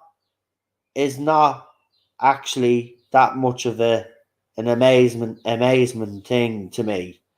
What would be amazing is if he announced Christopher Eccleston, because we all know how Christopher Eccleston feels because he can't stop telling the fandom how he feels. He never shuts the fuck up, actually, about how he feels. We get it. Didn't work out. You had a major falling out with people. They didn't like you. You didn't like them. But, like, you know. And then he made those comments about it being individual. Look, I still wouldn't rule out Christopher Eccleston. Because if this is David Tennant and Donna doing a story, maybe it's RTD tying up loose ends. You might have loose ends with Christopher Eccleston's Doctor to tie up. He could bring back Eccleston. He could bring back McGann. He could bring back Smith, Capaldi. He could bring them all back and then lead up until this big major epic for the anniversary itself. So Warped Eyebrows too with a £5 super chat says no. So no, I thought Bernard Gribbons was really ill. So how could he possibly be filming? Well, we've seen footage, but he is in a wheelchair. He is in a wheelchair, and he doesn't look the best, I have to say. But to see him there smiling and having a good time, we've seen the images. If you go back through the stream, you'll see that I've shared some photographs of filming. And I've also shared some video footage where you see David Tennant pushing him in the wheelchair. So it probably is just a cameo, as some people have speculated, but he is in it, and it's official.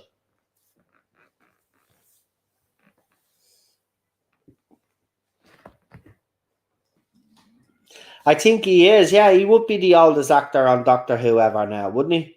Sure, what age is he? 90... How old is he? 96, 97? He's just as old as the bleeding Queen.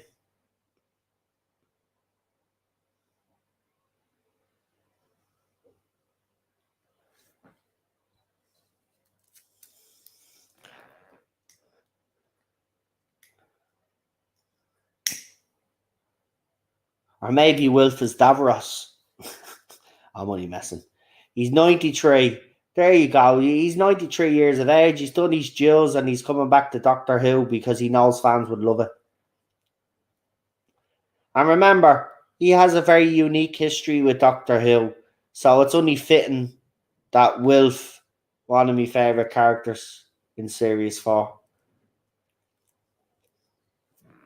It's only fitting that Wilf, that Bernard is in it. And now, what do you think it is? Do you think David Tennant is an alternative universe Doctor? What do you reckon? Oh, well, it's a different jacket. He's got Jodie's TARDIS, right? So if he's got Jodie's TARDIS and everybody is thinking that he's an alternative universe version of our Doctor, which is the 10th Doctor, well, then that would mean that Jodie Whittaker's Doctor is also alternative universe Doctor, because if the rumor is true, she's going to regenerate into David Tennant.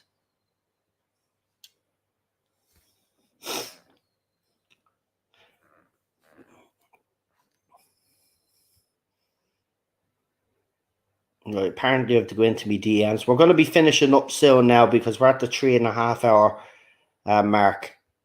Obviously, you know, it's lucky we stayed on because we got a couple of more things and another announcement while we were on. So it looks like I've been sent a photograph.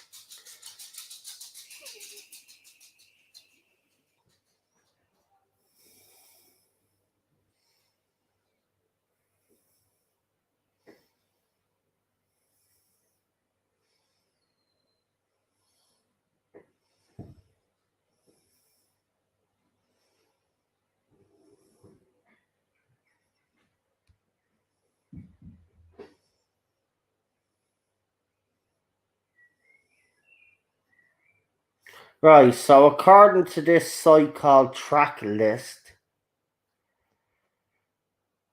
which looks dodgy because it doesn't have a picture, but I'll throw it up on screen just to show you there. So apparently the wonderful Yasmin Finney from Heartstopper has joined the cast of the new season of Doctor Who. She will play Rose Tyler, the Doctor's partner, who is now played by Cutie Gatwa from Sex Education. But you see, the reason why that's bullshit is because they literally said she's part of the 60th. And no photograph, by the way. So you've got the actual site here called Tracklist. You could just barely make it out there. But it has a T there. And the reason why it has a T there is because they haven't uploaded a picture. And if you haven't uploaded a picture, then I'm going to say absolute bullshit.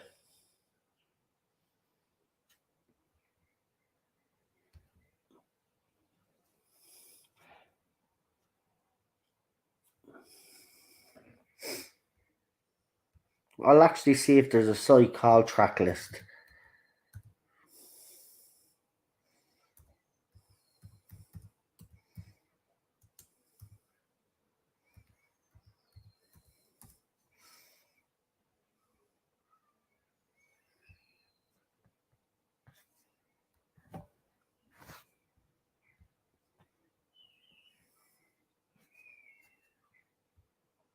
Right, there's no site called track list.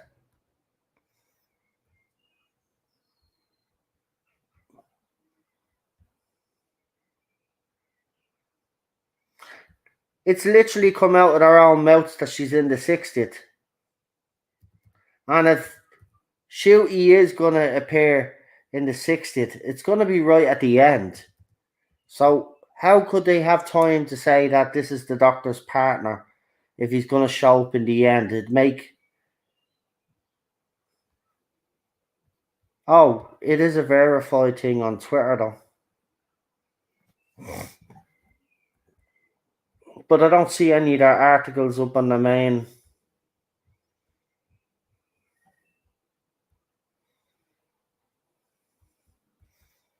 They threw it up 15 minutes ago, but it's just a photograph. They haven't actually posted a link to any article.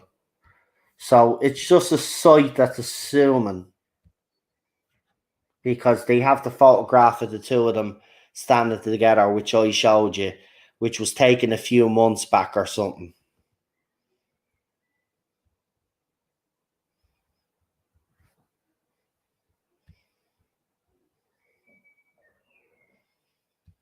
So I've checked. Doctor Who announced that she's in the 60th. And they said companion. Yes, exactly. So, yeah, I think that's just track list because they're just jumping the gun there. You'll see there's no article. It's just a photograph. They put the photograph up before, and then they put the photograph up of the two of them in the meeting that they had at some event, and they jumped the gun, right? They haven't even looked at the official information, which says that she's in the 60th. Right, so in order for that to work, he'd have to be in the 60th a lot more than what people are saying. So Shooty would basically have to be in the 60th or whatever episode he's doing for this to work.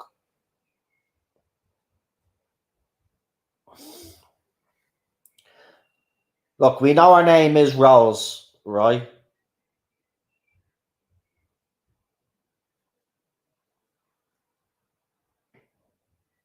Well, he actually did say she was Rose Tyler. But what's up with that? So it's obviously an alternative universe. Rose.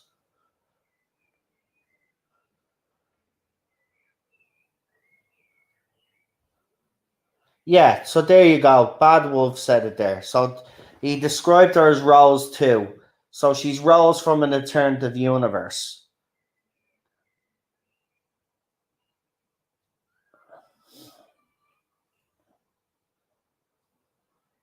She is. They've said she's Rose Tyler. Psychic Beats. She's Rose Tyler. She's a different version.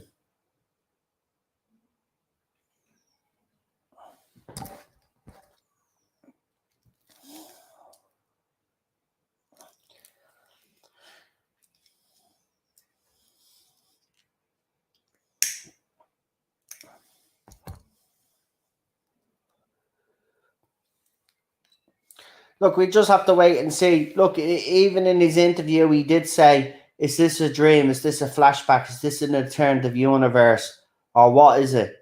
He's probably already told us. As I said, he'll throw out clues, right? He'll do an interview and he'll throw out clues. That's why you always have to read RTD's interviews very carefully, right?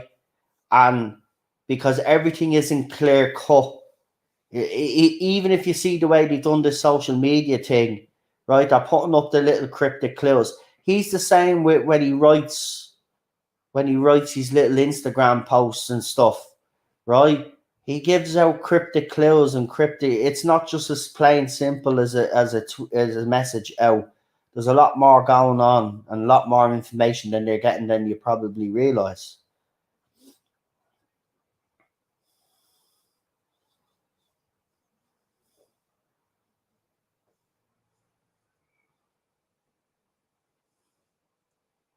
Now, again, see, these are all asking, did Rose regenerate? Nobody knows.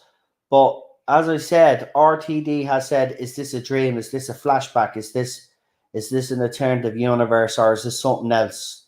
So he's probably already told us what it is within that message, right? So you've got to wait and see which one it actually is. But I think if the Doctor has a different jacket on, Jodie Whittaker's TARDIS, I think it's an alternative version of our 10th Doctor. Because I don't think he's doing this universe psychic beats. You ask why couldn't he just bring Billy Piper back? I don't think they're doing this universe. I don't think they're doing this universe. I think he's doing an alternative universe thing. Or maybe it's a dream that the Doctor is having. Because he did say, is it a dream as well? He mentioned that.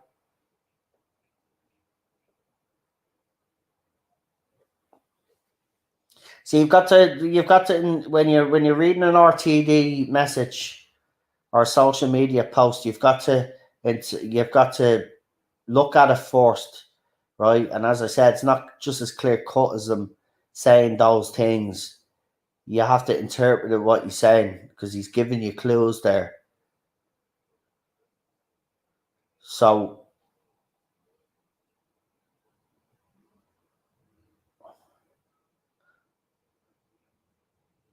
but that's assuming if everybody is assuming that this Rose is Donna's daughter.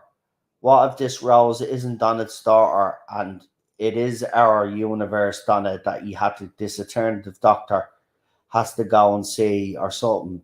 Because as I said, kind of makes no sense that it's David Tennant's Doctor going back to save Donna when if he sees her, mentions her, or she'll die, basically.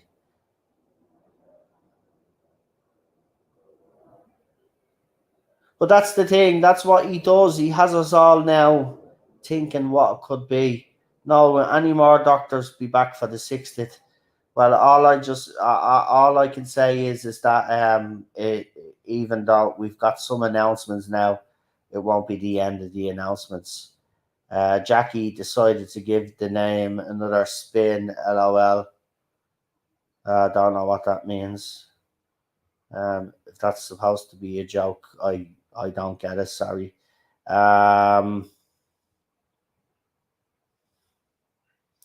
Yeah, we spoke about the Legend demo. We spoke about but let me see. Actually, just want to check something out real quickly. Okay, that's fine. That's fine.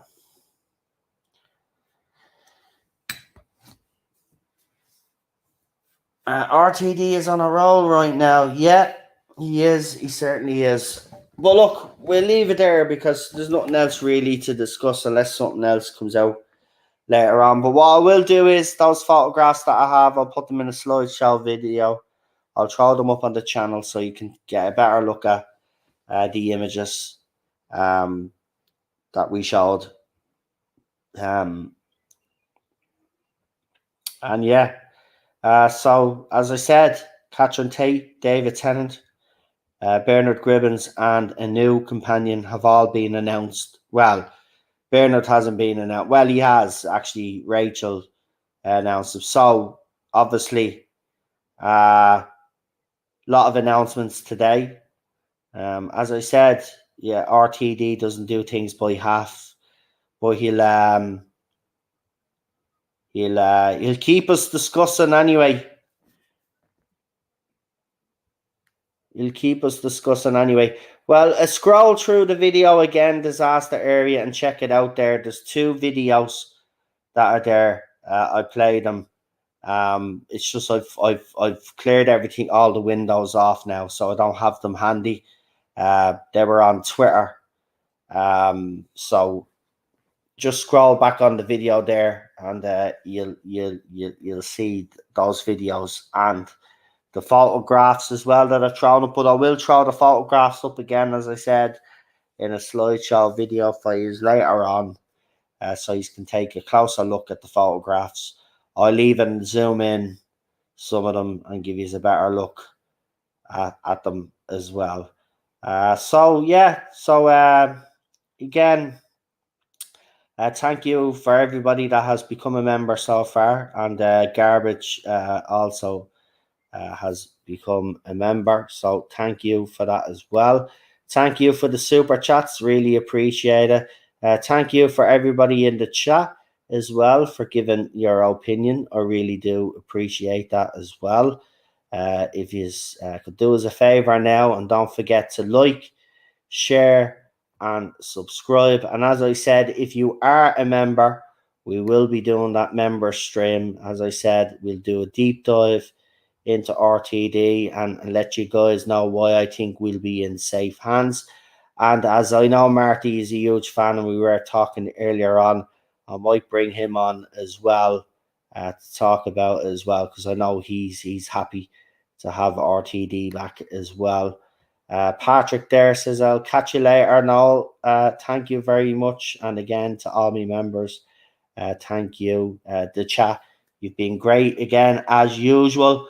I hope this evening has put a bit of today, it's been a long few hours, hasn't it? Since we got that very first little announcement when I came on earlier. So it's been a long day. But I hope most of you are happy. As for the rest of you, I hope RTD can, give you something for the 60th that you can be proud of and, get behind. I hope.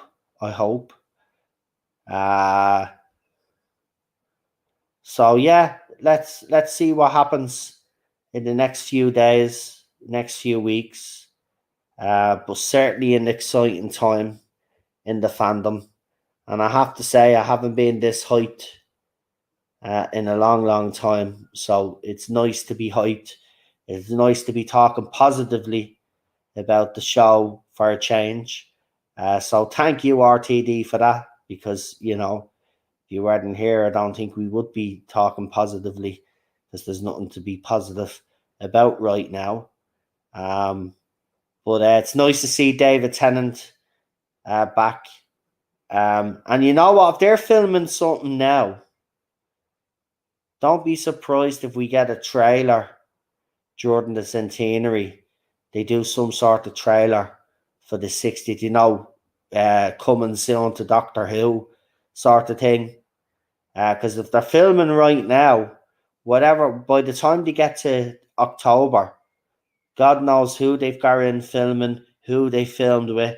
They could probably throw a trailer together and give us an idea of what happens. Because remember as well, they don't film in order sometimes either. I know Chibnall tried to do that, but a lot of showrunners, they film in blocks and they film different types and different scenes and stuff like that.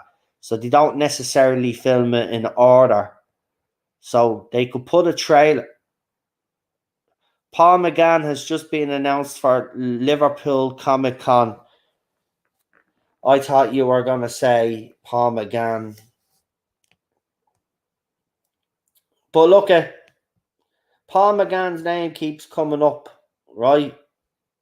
In rumour circles, but also keeps coming up in the fandom. I think this is the last opportunity if they're not going to do a Paul McGann series with him, right? I think this will be the last opportunity, the 60th, to actually get him in to do something. So there's an opportunity there. And I think if they can't I don't know what he's doing for this 60th. As I said, we've all heard the rumours. We've discussed them here. We've even talked about a multi-doctor, different episodes leading up to the 60th. Will it happen that way? If they can't get Christopher Eccleston, Paul McGann would be the natural choice, and should have been anyway when they brought the show back. But it'd be it'd be another mistake corrected by RTD, in my opinion, if he's going to give Donna the redemption arc or the Doctor a redemption arc for wiping Donna's mind. Well, then he can do the same for that as well.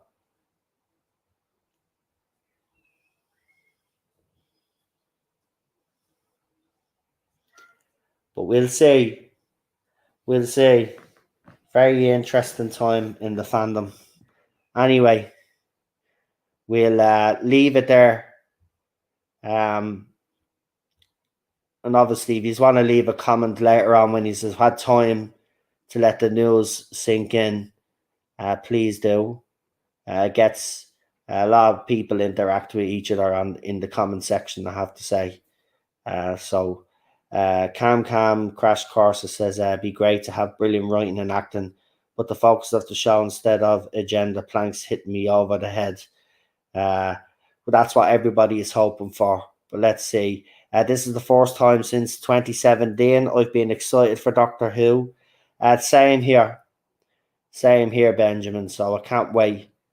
I'm buzzed now. And now I'm gonna go off now, and we had sushi earlier on. But now I'm actually hungry again. Which always happens when we eat sushi. I don't know why we just don't get a bleeding curry or something, but we had sushi because I wanted a bit of sushi, but now I'm starving. So I'm gonna go off and get something to eat. And if Anton breaks in the meantime, which I don't think it will, but if Anton does, obviously I'll be back on. But I'm pretty sure nothing major.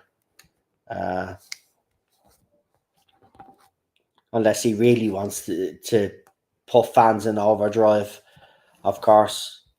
But if anything else pops up, I'll let you know. But listen, thanks for joining me. Have a good one. Now go on off, and I know some of you will be checking out some other YouTubers to hear their thoughts on what's happened today. So enjoy those streams as well. And if you're like me and you're buzzing, enjoy it. It's a good time to be a Doctor Who fan right now, I think. But there you go. All right. I'll see you. Have a good one, folks. We'll talk to you very soon. You have been watching the TARDIS Zone.